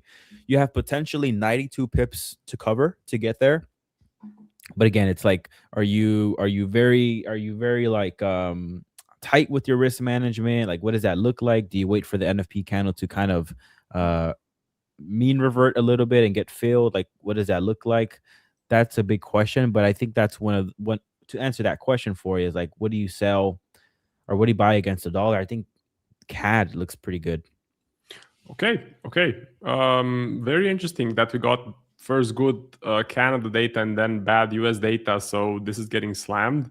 I would say pretty unexpected report, and it's always funny to see the effect on stocks, because you never know if a weak NFP will be bullish or bearish stocks. Well, it's actually bullish because the markets then expect a dovish Fed, which is much better than, let's say, a jobs market that is deteriorating a bit. Plus, the unemployment rate stayed the same or ticked lower. Something very strange happened with the unemployment rate. It ticked lower. It ticked lower. I think the overwhelming kind of number to look at is the NFP report and then the revisions too. So previous was 57K, and then they revised it down to 20K. So that is a huge swing there in that sense. Yep. So this was definitely an event. Now, some people may be wondering or saying I should have traded this. Well, if you actually look at the 1 minute chart, your edge in trading the unexpected NFP is absolutely zero. So if I go to, let's say you traded the gold on the 1 minute, you can see it was just a immediate spike to the upside. So these are all of the algos that are trading an unexpected NFP. So you have no edge in trying to trade this. So don't feel bad if anyone is Well- feeling bad for let's say missing out. Well, Marco, if you were on the 1 minute chart on gold, and if you saw the fair value gap right before and the liquidity sweep, you would have actually caught the entire move, no drawdown. Okay, you are correct on that. I did miss that point. So Yeah. if you're an ICT trader, you probably made money. But if you're just a regular professional trader, it's much better that you stayed out, because the spreads would absolutely kill you, and you would basically lose a lot of money trying to catch the move. Just jokes. Marco, let's talk dollar yen. Okay. Dollar yen here, they intervened right around here. I'm gonna zoom in a little bit to make it easy on the eyes. Again? Well, no. Sorry, I should have finished my sentence there. They went ahead and intervened here, as you saw, weakening U.S. fundamentals. Now you have another window where they could also intervene on top of weak U.S. fundamentals and possibly fuel this thing even lower. What are your thoughts on that? Do you think that they take advantage of the opportunity? Is it enough to bring it down lower? And if they were to intervene, what kind of a bottom are you looking at? Are you looking at 155, 152, 153? Like what's kind of like your bottom that you have in mind? That's a good question. And I would say if they were smart, they would intervene right after the weak NFP, because it's a great opportunity to slam it down even more. I would say also a target would be 153, something like that. I think we can reach that 154 maybe. We have 4 major catalysts pushing the yen up, which is intervention, hawkish Bank of Japan, possible surprise rate hikes. You have the pension funds buying domestic assets in the background, and you have Scott Bessent and the whole of US basically on the side of Japan, because usually it's a one-sided bet or a one-sided intervention. It's only Bank of Japan, but this time it's a correlated move. I also saw some chatter on Financial Juice that kind of they're going to intervene now. Katayama, yeah, they said that they're monitoring. I'll pull it up for you. I saw that too. We have been closely communicating with the U.S. Both sides won't hesitate to intervene. That was only 4 minutes after the NFP report, so that is not a coincidence. I would say, I think that is an attempt to have some verbal spooks to kind of fuel this little decline, and then maybe they could, like you mentioned, step in and take advantage. Yeah, and Scott Bessent kind of pooped the bed with the fake note that was staged for reporters. That kind of tells you, like, is this guy serious? If he was actually serious, willing to place billions on the line, trust me, he wouldn't try to signal something to reporters in a stupid note. So that kind of discredits the power of the US in this story. But still, the initial move was bigger than usual. It was 5%, and usual interventions are 3 to 4%. So I think one leg lower is actually very likely to happen. And I am a bit surprised that they didn't act after the NFP. It would have been such a good opportunity. So that is pretty strange, but they can still intervene later today. It can happen. I was gonna say, man, never say never. Like the last one was, we even had one, I think, like in the last hour of the session. It was like, what was last weekend, right? Last weekend. Let's fact check this. The day was calm, and then you had another.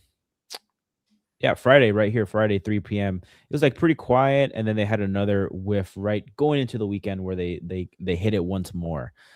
So I think it's still early on in the day, and they definitely have chance, and I would say a probable cause to go ahead and intervene once more. Yeah. I think there's a massive level of support. If you go to the monthly chart, I think we will see one massive level of support where things can start to stagnate. Well, not really. Yeah, I'm going to have to look at my chart of USD JPY. I think I saw a massive support. Well, 140 would be a massive support level, but that's way below there. So I think 152, 154 could be easily achievable. Yeah.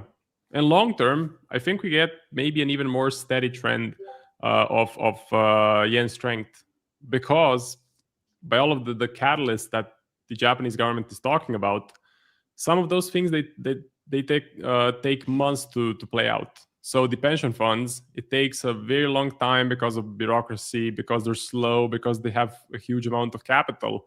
It takes months for them to unwind their positions out of foreign into domestic. But so we got some more clarity on the US dollar. Personally, again, I'm expecting a dovish Fed on the next meeting. I'm definitely going to play that. And I'm expecting probably no hikes this year, I would say. What do you think is still a good play? So I know you're in euro dollar. Do you have a set take profit in mind, or are you willing to hold it? I think actually holding it wouldn't be such a bad way to go. I have I'm getting closer by the day to the take profit level. I just have a very simple, very obvious zone, which is that which is going to be right here, 1.162, give or take, where that 200-day moving average is, and this level of resistance. So we're not too far away from that. That's kind of where I'm looking to kind of take profit at. And the reason being is like going to DXY, you do have support right here at the 200-day moving average. So Yep. I think two things could happen. I think one case could be where you have a stall of price or some kind of a pullback of some sorts. And at that case, I would like to secure profits here and then just re-enter. If the trend and the fundamentals and the theme, the regime is still the same, that's kind of one option. Also, two, if you were to get to the 200-day moving average, you have a real case and a real level where if you have dollar bargain hunters out there, that would be the opportunity for them to go ahead and step in. So I think that, tapping into this 200-day moving average will cause some resistance to the downside. And so I just want to like kind of take profit there. If we get a pullback up to like here or something, or maybe even here, I reevaluate the situation and I just short again, right? Like you can always get back into the trade. So that's kind of what I'm looking for on euro dollar. Yeah, I like that. I think that's pretty good.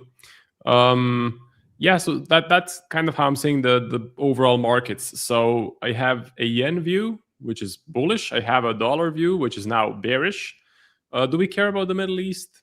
I would say the market doesn't care. I'm seeing oil prices being kind of low and trickling lower, even though we still didn't get the opening of the strait. We still didn't get the deal, and apparently we were supposed to get one by the end of this week. So looks like that's not going to happen, which, to be honest, was totally expected. But what is the most important? Have the markets moved on? Do the markets care much? They don't seem to be very concerned. Like oil is 77. That's pretty good, I would say. Yeah, it is. I kind of say that like if oil can just kind of chill out right here under 84, 85 and just kind of hang out within this range, I think the market really just kind of doesn't care what happens to that. I think that on June that this range of oil proved itself to be helpful in taming inflation. So as long as you kind of stay within this area here, it's cool and dandy. Now, if you were to see something pop out of the ordinary like this, then of course you have to reevaluate the situation and kind of flip flop a little bit. But yeah, I think like I'm always wrong on this, Marco. I've been consistently wrong here, but I'm an optimist, and I'm like, hey, it's probably gonna end here soon, and it's probably not. So I'm it's probably not. So I do expect that maybe we would just kind of chop into pieces here for a little bit. Yeah. I think we just stay a little bit elevated for longer, and we don't get a deal, and we don't open the straight. But the only thing that matters for us traders is that the market has moved on. I would like to see that, which can help me to just go ahead and short the dollar even more. And stocks are up on the day, so that's pretty good. I'm back to buying breakouts on individual stocks. Although I'm not seeing a lot of opportunities on the watch list at the moment. Do you have anything else that you like for today? I'm gonna hold firm with my positioning. I'm just gonna let it do its thing. I'm kind of in a good spot really where I can just monitor it and trail along the way. Yep. But I am watching as far as development side of things, as far as follow through, and as far as like confirming my bias further.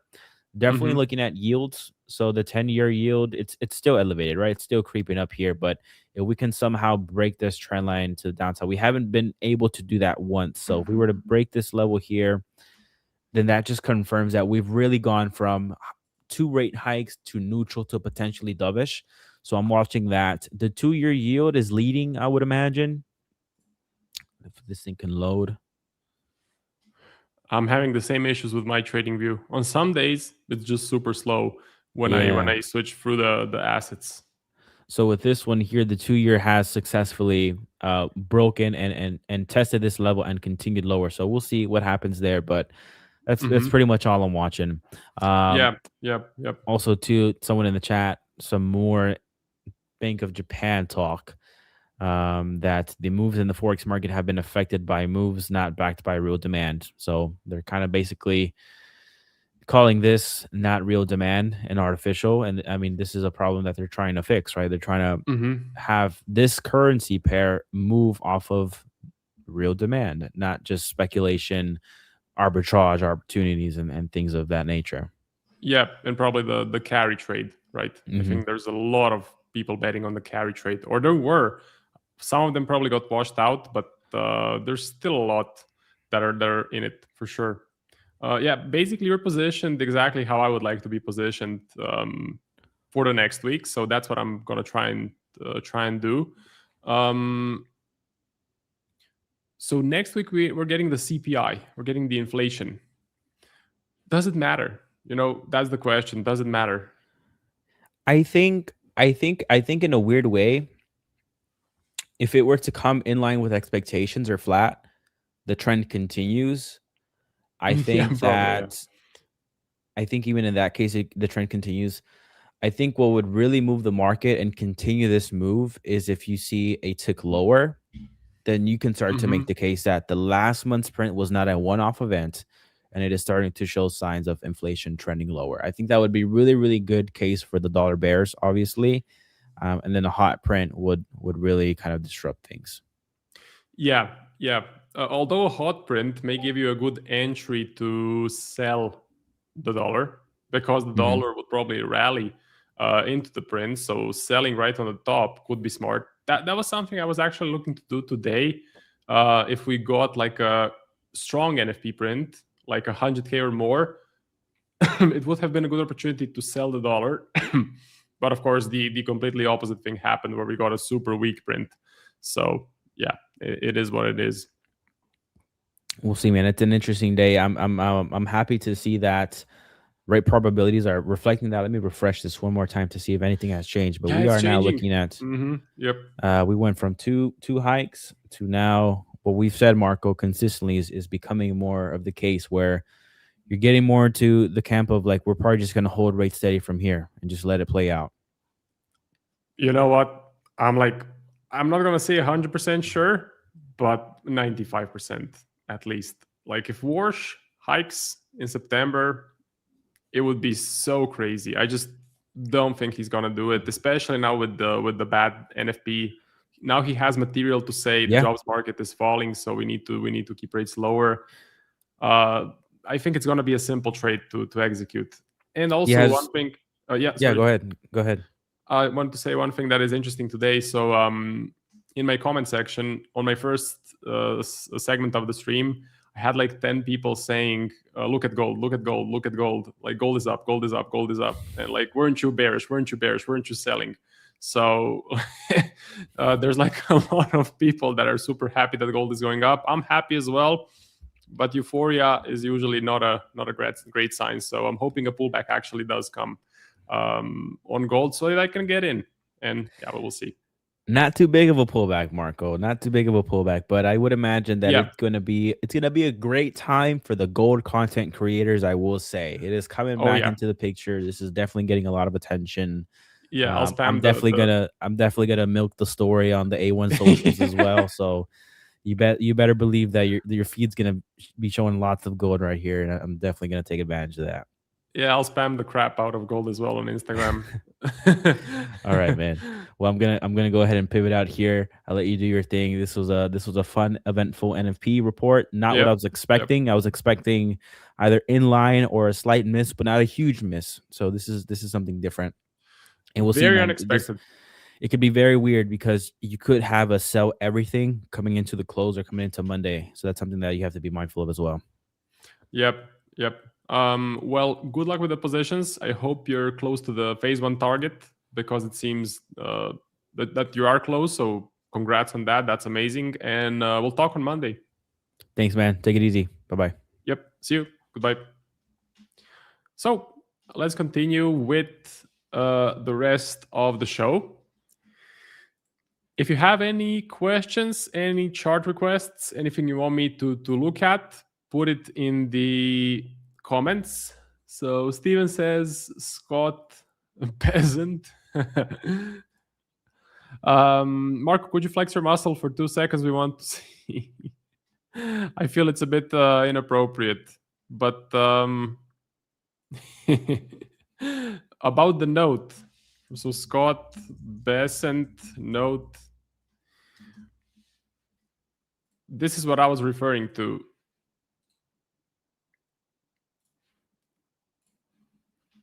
To do buy Japanese yen 5 to 10 billion. Yeah, like if you do this kind of stuff, usually you don't have a lot of credibility. Usually you don't have the money to back up your claims. So you need to do these stunts for reporters and for the retail to kind of move the yen for free. And it usually doesn't work long term. So that's not something that I like a lot. But I'm still happy to keep on buying the yen. I'm still happy to hold my Swiss yen short. Marco DAX, please. Okay, yeah, sure. Let's take a look at the DAX.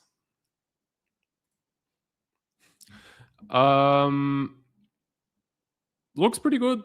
I mean, I wouldn't touch the DAX with a 10-foot pole because it's just super flat overall and has been mostly corrective. And like the outperformance of the US stock market and the Japanese stock market compared to the DAX is crazy. So not my thing, but it's starting to look bullish. All of the equities are starting to look really, really good. So it looks like the stocks have opened. Okay, SpaceX, which is a position that I have, is moving up a little bit, which is good to see. The SPY or the SPX is doing okay. Minimal pullback, all-time highs, looks actually very good. Sluggy says, I'm short on UJ. Let's see if we get some action by Japan. Gold up too much too fast.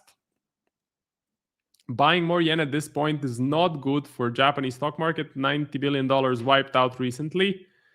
USD CAD. It's all right, dude. You do your thing. There are arguments to buy this dip, but there definitely are risks today on intervention after softer prints.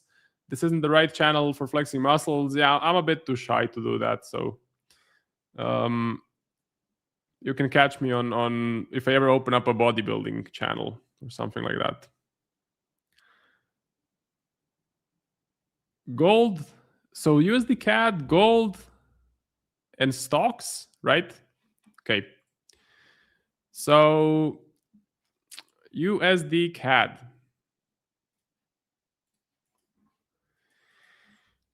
I do like it.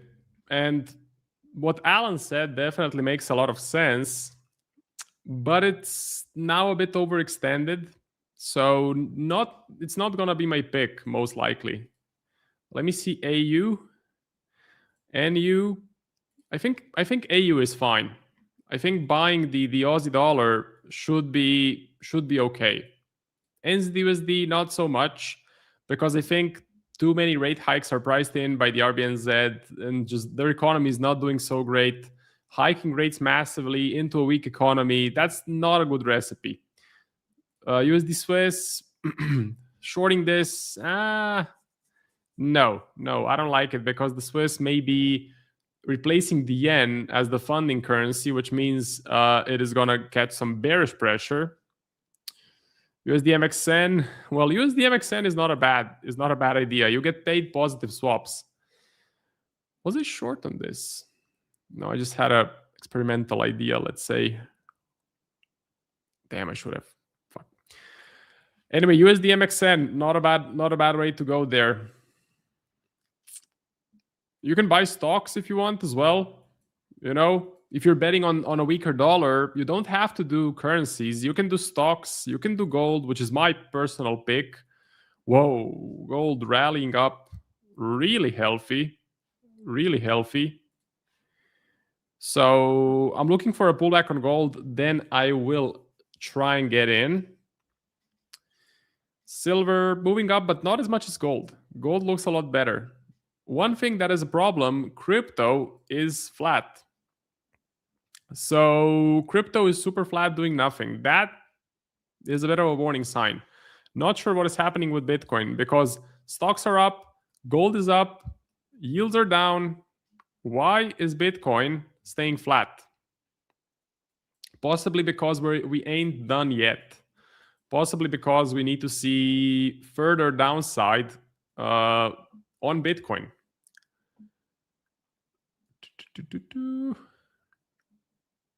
The yen will soon cause pain. What about gold? What if the S&P makes 10% correction? What will happen to gold? You guys just want to see gold. You don't care about nothing else. I'll be the head coach. Copper losing momentum. Marco open a bodybuilding channel and start abusing peptides. Well, definitely something for me to do. A second channel. Let us know when you do, Marco. Gold prediction. Waiting for the pull down because Bitcoin sucks.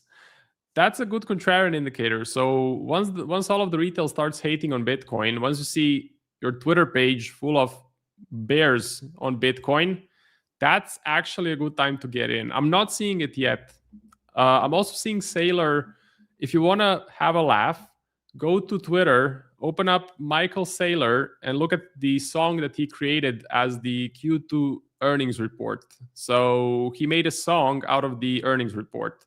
It's super cringy, and it's a big indicator that the company is screwed. I wanted to say the F word, but I don't think I can. So I think before we get another leg up, before we get another rally on Bitcoin, we need to wash away Saylor and all of his pyramid schemes and all of the shadiness and all of the scammers that you have, or mainly him. You have a lot of scammers, but he's like the number one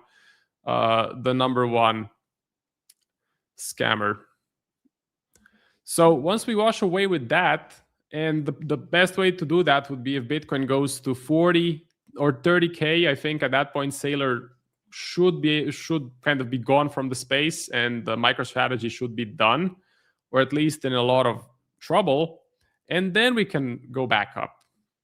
I also want to mention the sponsor of today's stream, which is going to be Ola Prime. So if you guys are looking to get funded, do take a look at Ola Prime. So Ola Prime, you can get 20% off with A1 Live. Whoop, A1 Live is the code. So what I like about the company is they don't have a consistency rule. So no consistency rule. Their Trustpilot is good. So before you decide to go with Ola Prime, definitely run through the Trustpilot, read through the reviews. Okay, read through the reviews. Join a Discord. You can join the A1 Discord for free. You can see what the traders in the Discord. So you can see the traders in the Discord had some payouts. They like the experience. And you get 20% off with A1 Live. So do check them out. Taylor needs to sail away. Sailor needs to sail away. I would say so, yes. We need a cleaner space.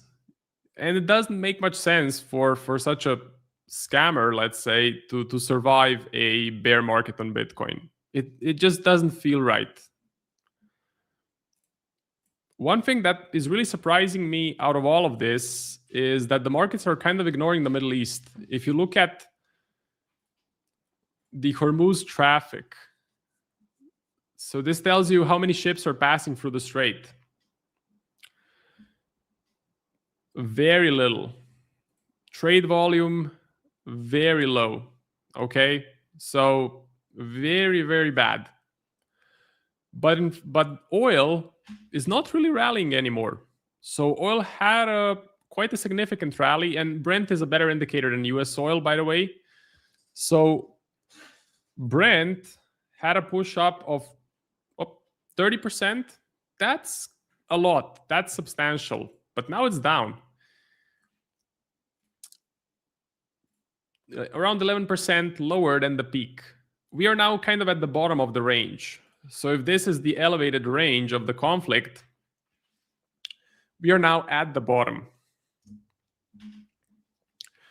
So that is surprising. Can the markets move away from the Strait of Hormuz? I don't know, maybe. But if it does remain closed, inflation should stay elevated, and that should bring more pressure, let's say, on the Fed. So that's one of the things that I have going in the back of my mind. I did tell you I want to sell dollars, and I definitely do, and I most likely will, buy gold and buy, let's say, Aussie dollar. But an opposing force is still the Middle East and the Strait of Hormuz. So we'll see what will happen on that front. I have ran out of time. That's about it from me. I want to remind you again, Ola Prime, 20% off A1 Live is the code. Link is in the description. So just a quick summary before I let you go. Buying the yen is a good idea. This is my personal opinion. Buying the yen is a good idea. I'm doing that by selling Swiss yen. Buying gold is a good idea on pullbacks. I like Aussie dollar to buy, and stocks are doing fine. So I'm starting to buy some breakouts on individual stocks.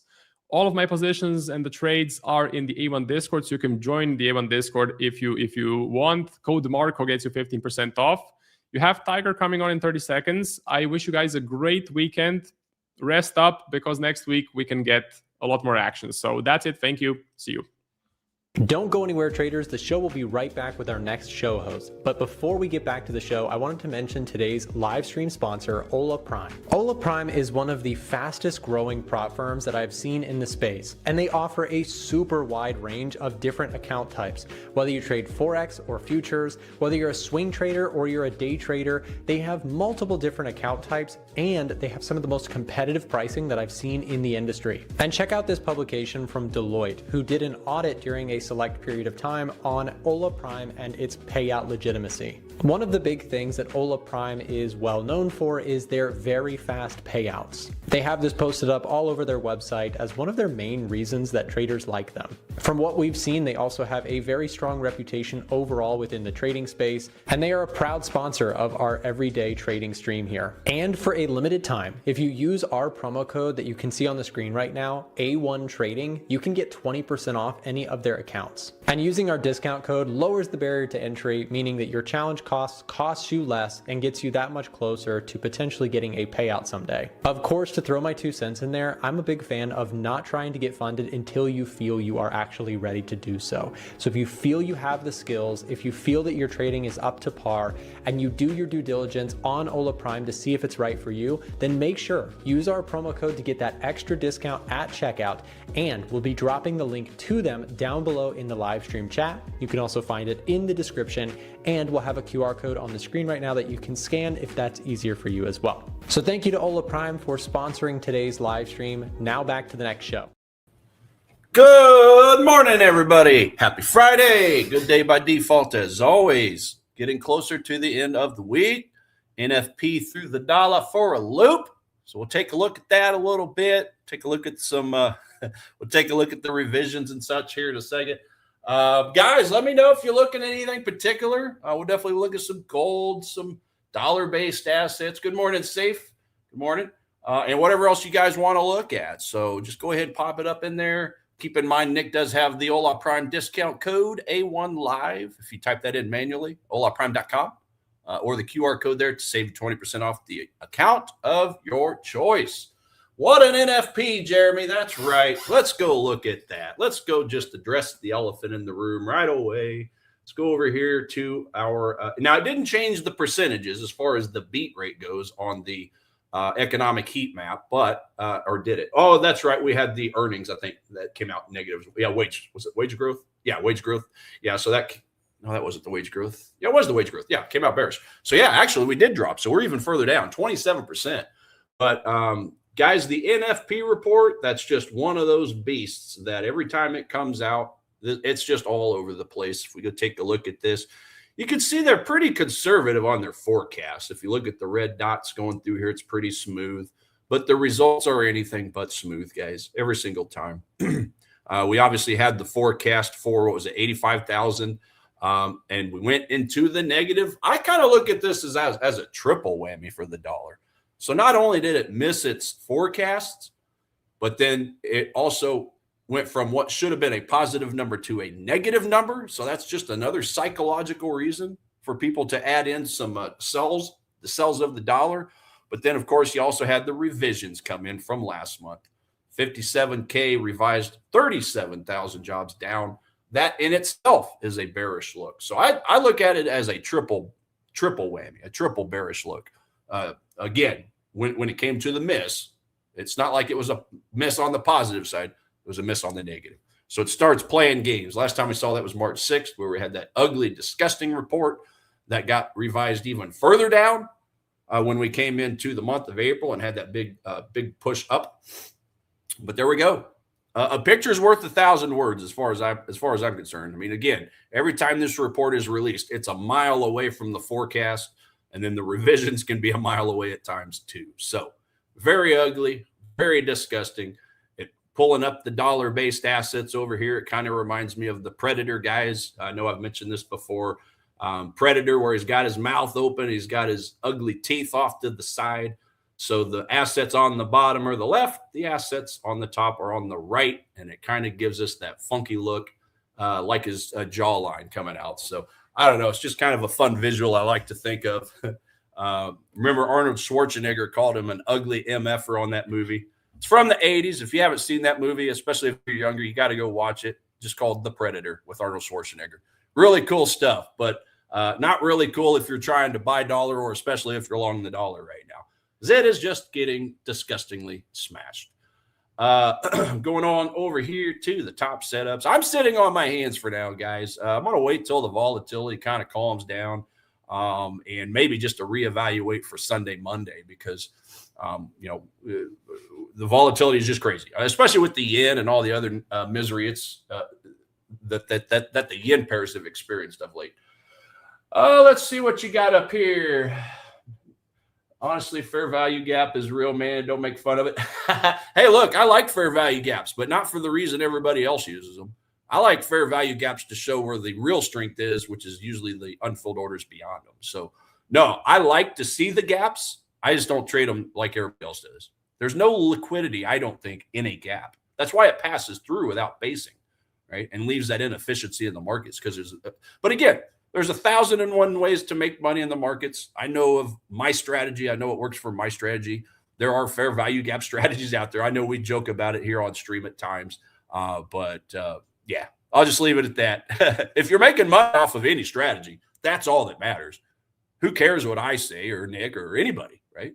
If you figure out a way to make money with a strategy, whether the bulk of people think it's silly or not, then yeah, just tell them to kick rocks like you mentioned there, and just go about your business and make your money. And I like it. Stand up for it. Call ball. Let's look at the euro pound. Yeah, why not? Euro pound. Yeah, so pretty well neutral at the moment. If we go take a look over here on the chart, always I want to start with the daily time, guys. So we had that pretty good push down. We have since retraced, broken some of these structures over here. They're going to look more prominent on a smaller time frame. Structure here, structure here, structure here, broken, closed above. So the moving averages have flipped around as well. I've got the 8, which is the dark red, above the 21 EMA. So we had a little bit of a death cross back here last Thursday, and it continued to push up. That's the alligator's mouth opening to the upside. Now, it did create that swing high point, and so far we still have a little bit of a lower high. So looks a little wishy-washy right now. Looks a little consolidative. Is that a word? Consolidative? I think so. So but the reality is we've got to push up price of structures, and the EMA is pointed up. So if I'm just looking at the chart, forgetting about the technical or forgetting about the fundamentals and the sentiment for a second, well, obviously I would probably be looking for some buys on this thing. Now, as far as zones, yeah, it looks like I drew one up here from that was created back on July 24th. A little bit of a gap. Okay, talking about your gaps, here we go. Okay, we do have a little bit of a gap right here showing the demand exceeded supply. I don't think this gap is that strong though. It's pretty skinny, right? This represents our inefficiency in this market at a swing low. So again, the gap is a good notation of where that inefficiency is on the other side. So I personally look at the orders, the unfilled orders from the zone itself, right? Now, I don't like this zone, full transparency, because number one, the gap was tiny. Number two, the liquidity or the volume spread analysis bars were small or green. That's average. That's just average volume. Okay. I just don't like that look for a bullish buy. It's also high on the curve. I mean, if I go draw up my curve analysis from swing low to swing high, back over here to swing low, you can see that demand is in the middle. I don't diddle in the middle. I don't like to get chopped to pieces or get stuck in a black hole, otherwise known as equilibrium, fair market value. I would prefer to be buying a zone down here. Now, that's quite the retracement. I don't think it's that strong of an uptrend just yet either. This is just kind of an infant. So, yeah, I would personally just stay away from euro pound. But the good thing is you've got a pretty good profit target if you do find a place to buy here, because your next overhead resistance or overhead supply is still quite a ways away. Euro pound is also one of the slowest moving currency pairs out there. It only moves about 26 pips a day on average. That is a very tiny range, guys. Taking a look at our ATR, average true range, currently showing 267. So just drop the last number or put a decimal point before it. That means 26.7 pips on average. That's molasses in a fridge for a long time, guys. That's slow moving. I don't, if you're a newer trader, perhaps that might be something good to test drive. If you're getting your driver's license for the first time, your parents probably aren't going to let you drive a Lamborghini. Okay. Something with a high ATR, they're probably going to put you in a Pinto or just an old beater.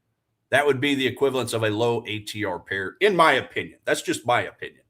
I don't want to be, you just don't want to drive a Lamborghini and cause all kinds of damage. It's okay to get a little bit of a fender bender on a Pinto or a beater because it ain't worth that much. So that's the way I look at ATR, especially if you're newer. Okay.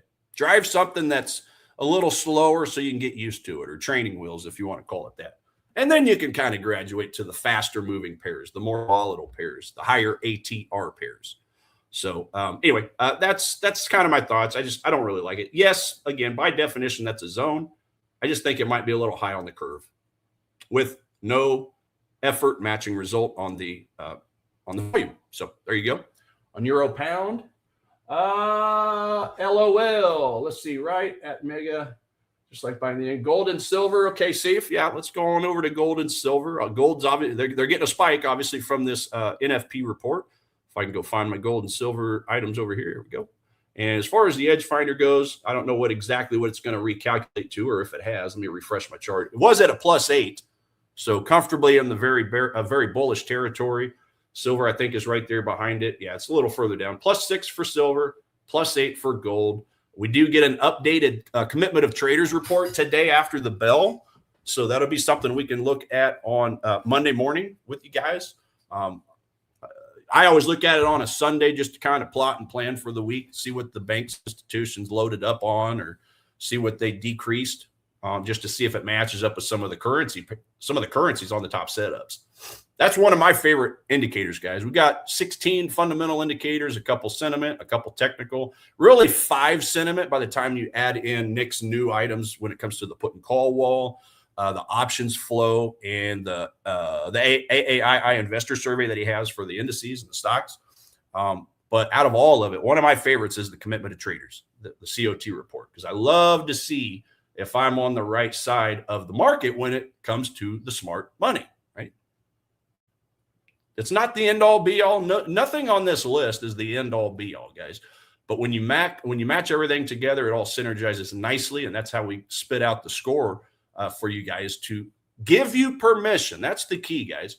This is not, these scores over here, this is not a trading signal. I'm going to repeat that. This is not a trading signal.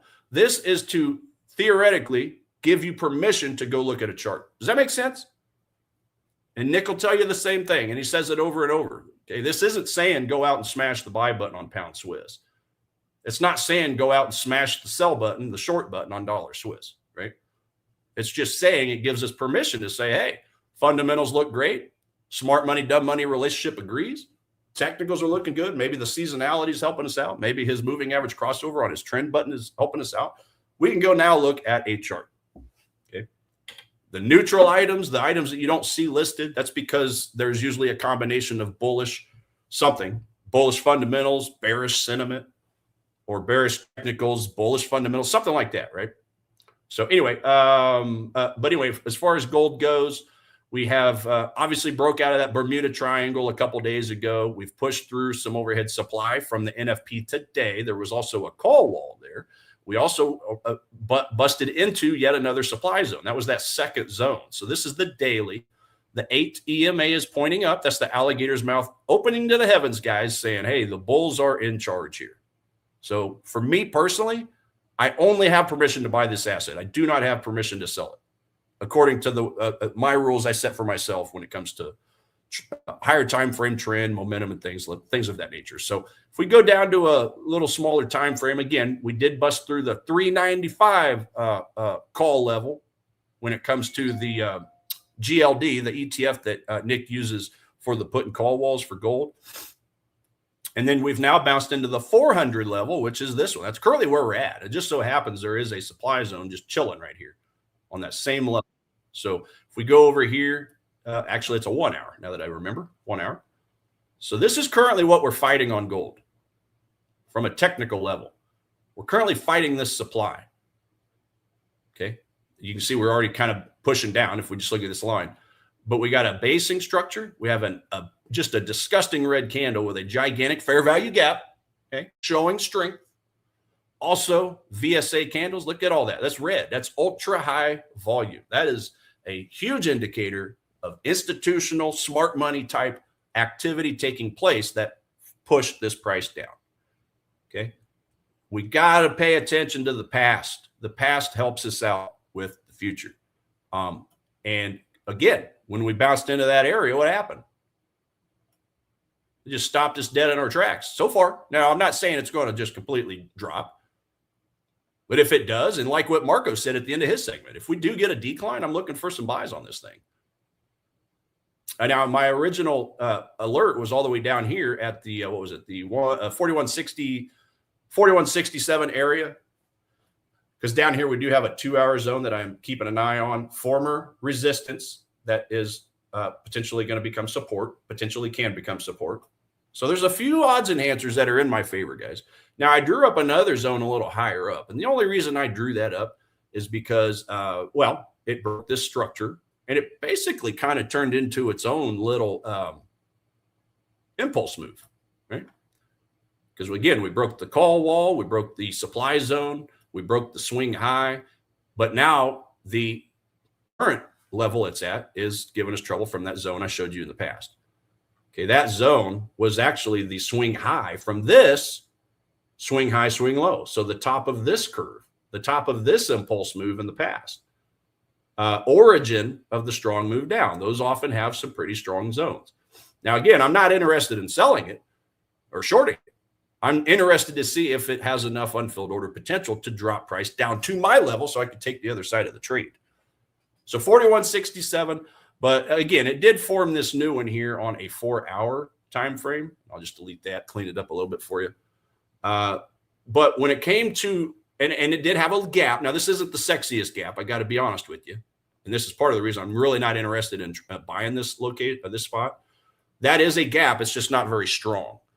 The only other time frame when I dropped to smaller time frames that I found a gap was when I dropped from 4 hour all the way to 15 minutes. Guys, this is starting to get too noisy. This is nothing but the retail trade crowd. Okay. This does create a 15-minute demand zone by definition. It does give me a pretty decent green candle out. When it based and left us a gap. So there's our fair value gap or acceleration gap or runaway gap, whatever you want to call it, showing inefficiency, but it's on a very small time frame. I don't like 15-minute time frames unless prices, unless the context is a little different, unless price didn't push this far, right? But at this point, price pushed this far. It bounced into that higher time frame zone. So what do I trust more, a 1-hour supply or a 15-minute demand? Right? I don't trust this. Yes, it is within the context of the 4-hour. But if it would have pushed through and closed up here like this yellow line shows, this yellow projection, if it would have broken and closed, then maybe I would have given this one a chance. But so far, it's causing problems. So I don't think, when I sum it all up, I don't feel like that demand zone it has that much strength when it can't even break through that overhead supply. 4-hour, whereas this supply is only a 1-hour. Okay, so I just don't like it. I'm going to go ahead and stick with the bigger discount, the bigger pullback, the bigger retrace, and wait on that 4167 level. Yeah, that's going to be my play on gold, guys. Nothing's changed. It's just that now I've got to wait a little longer to see if that overhead supply has the power, based off that downward strength it gave us, to push price down to my level to take the other side of the trade. Okay, so that is gold. I still like it better than silver. Nothing has changed on that front. Silver still has not given us that higher. Well, you could go ahead. Okay, so actually, I take that back, guys. The NFP did push us and give us that broken structure. But remember, I told you on silver, I don't like that overhead resistance is there, that supply. Okay, daily supply, there's a 4-hour supply a little higher. That's where our confluence point is. Yeah, it just has to jump through an extra hoop or two for me, guys. At this point, if I have interest in silver, now that it has bounced into that overhead supply, I'm going to have to see it break through the rest of it, because our next take profit is going to be higher up. So it's going to give us a decent profit target if we can find a brand new, newly created demand zone down here for silver. But that might be a little bit longer of a wait. Who knows? So I personally am going to stick with gold, because unlike silver, gold further back in the recent past gave us that higher low.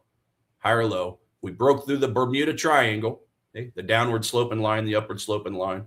Now we're pushing up. And yeah, I'm going to stick with this level, guys. Former resistance becoming support. So that's going to be my look on gold. And now that I know that level's been hit, I can just go ahead and mark it lightly colored. That way I know it's already been mitigated. It's already pierced it. And we're off to the next idea. Let's see what else you guys got over here. Predator Classic. That's right, Matthew. I need to rewatch that over the weekend. It's been years. Barry Analysis. Hey, somebody else with my last name. Okay, yeah, gold. There you go. So I just went over gold. Gold is increasing up to the December, okay? What if S&P plus 10% correction, August, September? What will happen to gold? Gold and silver, it's been kind of tough. Because, like, traditionally, you could kind of look at gold and silver with a little bit of an opposite relationship at times, but it's been all over the place right now. I don't project, Steve. I just look at the price action. Where am I within respects to the current series of lows and highs structure? Are we still making higher highs, higher lows? Great. I can start looking at buys. Are we making lower lows, lower highs? Great. I can look at shorts, but I try not to cross that, okay? That basically the structure series gives me permission to go in one direction. I'm not the kind of trader that will reverse a position and go the opposite way, because inevitably one of those is going to be counter trend. So anyway, yeah, go as far as the top setups goes, don't have any indices over here at the moment. I think everything is pretty well updated at this point since the NFP. It's been about an hour and a half. We'll see if it's changed. Yeah. So yeah, pounds over. We do have the FTSE. The FTSE is still up there, but it's a +5. I like it. I like bigger numbers, but let's go take a look at FTSE. This is one I made some money on fairly recently. Let's go look at it. Reset all my goodies. higher highs, higher lows. See, this is what I'm saying. I don't have permission, according to my rules that I set for myself. I have no permission to sell this asset whatsoever. Absolutely not. One way. There's a one-way sign on all these assets, and it depends on the structure of higher highs and higher lows. Okay. So anyway, we got to push up. Now I do have a zone of demand. It looks like down here I drew up. Remember, I drew up a few zones in the past that worked out nicely that I missed on both of those. So the zone structure is working fairly well in this this impulse move, you could call it, because we broke structure, we broke supply. At this point, it looks like we broke another line overhead, another resistance point. So just like the projection line is showing here, I'm just waiting on a retracement. Let me just kind of refresh this a little bit to give you guys a understanding of what I'm looking for over here. If we get a push down.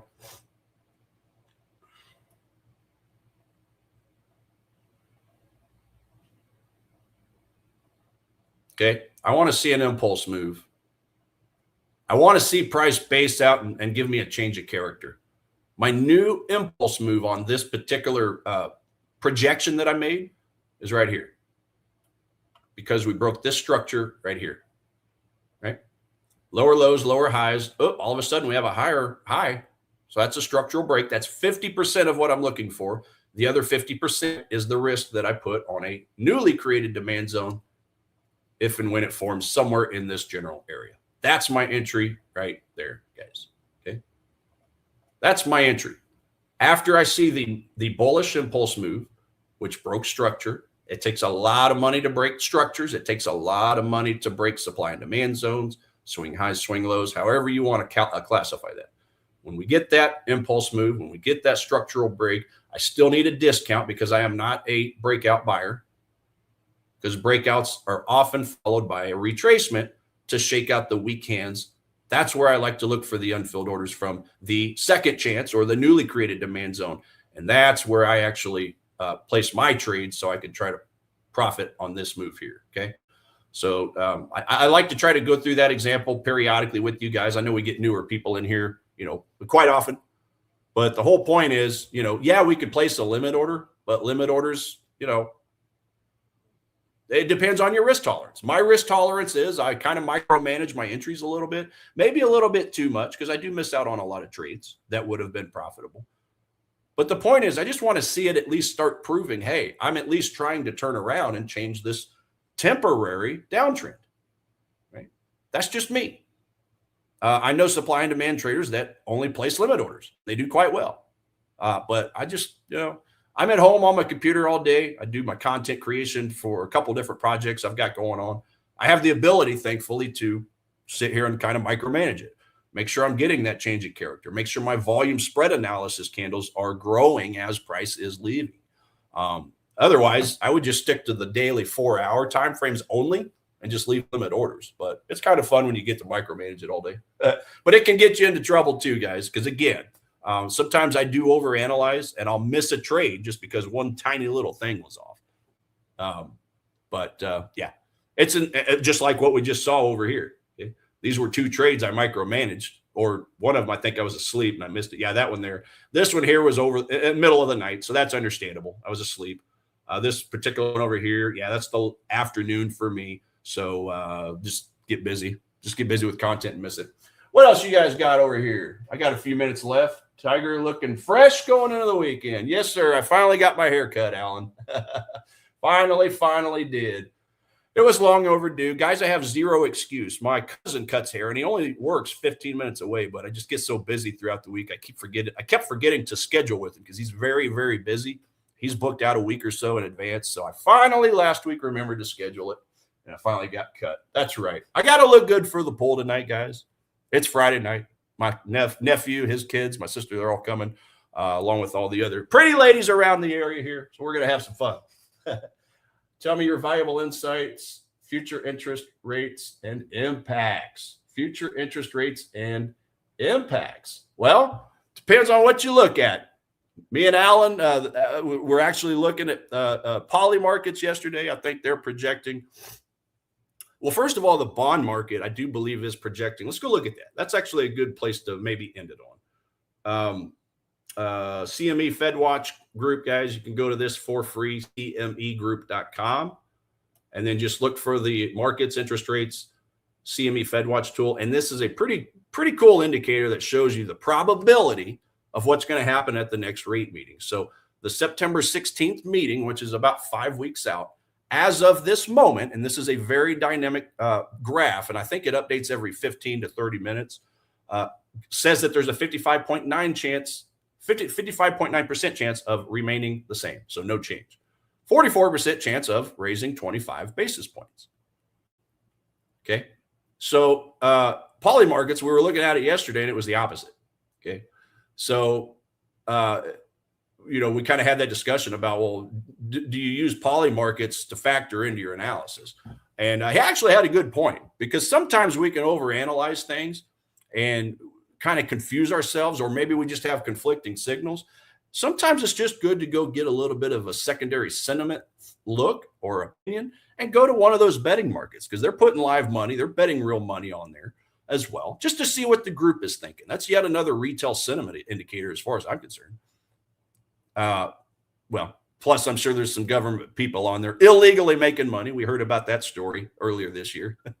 Some government employees going on to poly markets, winning or making lots and lots of money, several $100,000 from that. But anyway, the point is, it's just another way to kind of gauge the crowd, gauge the sentiment.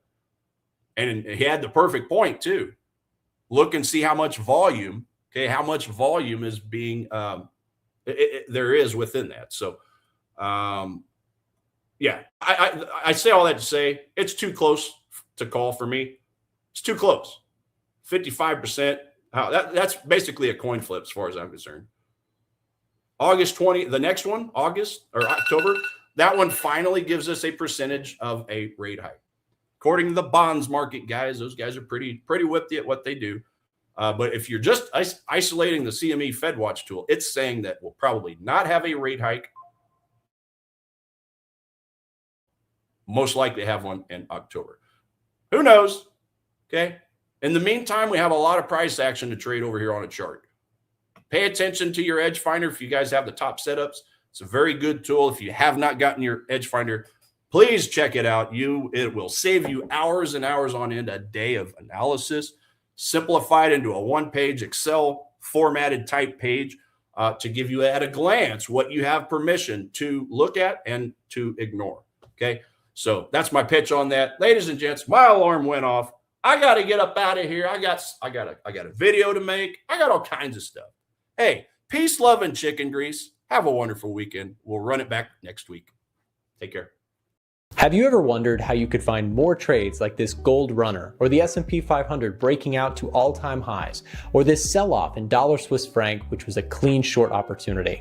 Well, all of these charts shared one major thing in common. They all had powerful macro fundamental catalysts driving price decisively in one direction, presenting a really strong trading opportunity. Hi, my name is Nick. I'm a 10-year trading veteran and the founder of A1 Trading, where we build market scanning software that help traders to track macro fundamentals, crowd sentiment, and the commitment of traders' data to best understand where institutions are moving their money. Our tools automate everything from studying jobs market data, inflation statistics, and economic growth metrics, bringing it all together into a scorecard or rubric that helps to spot better potential trading opportunities through our insights offered by the tools. So if you're looking to access our tools, stream viewers get extra discounts, and we're currently offering payment plans as an option for those who would like to split up the cost of our tools into a couple monthly payments.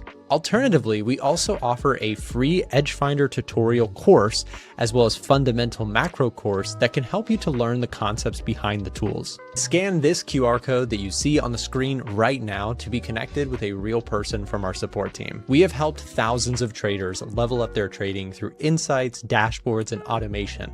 And we are passionate about this subject because having the right tools that hedge funds and proprietary firms keep locked in key is a powerful game changer changer for the average everyday retail trader. To explore our products, payment plans, and just to find out more and speak to a real person about this, scan the QR code that you see on your screen right now. Alternatively, the link can be found in the live stream chat or in the description of the live stream. On our website, you can find a collection of both free and premium trading tools that our team has put together to help traders take their trading to the next level. Well, you might be wondering, how can your tools help me? Well, whether you're a swing trader or a day trader, our tools are meant to help traders of all different levels of skill, time frame, and traders that trade Forex, commodities, indices, stocks, etc. At the core of it is automation, simplicity, and bringing it all into a one-stop shop for you to scan markets more efficiently and build a curated watch list of potential trade ideas. So regardless of what you trade, we hope that our website helps you in some way. And if you have any questions, feel free to contact us using the contact button in the top right or the live chat feature available on our website. We also offer free courses on fundamental and technical analysis on our website, as well as a range of free tools like, for example, our risk calculators that can help traders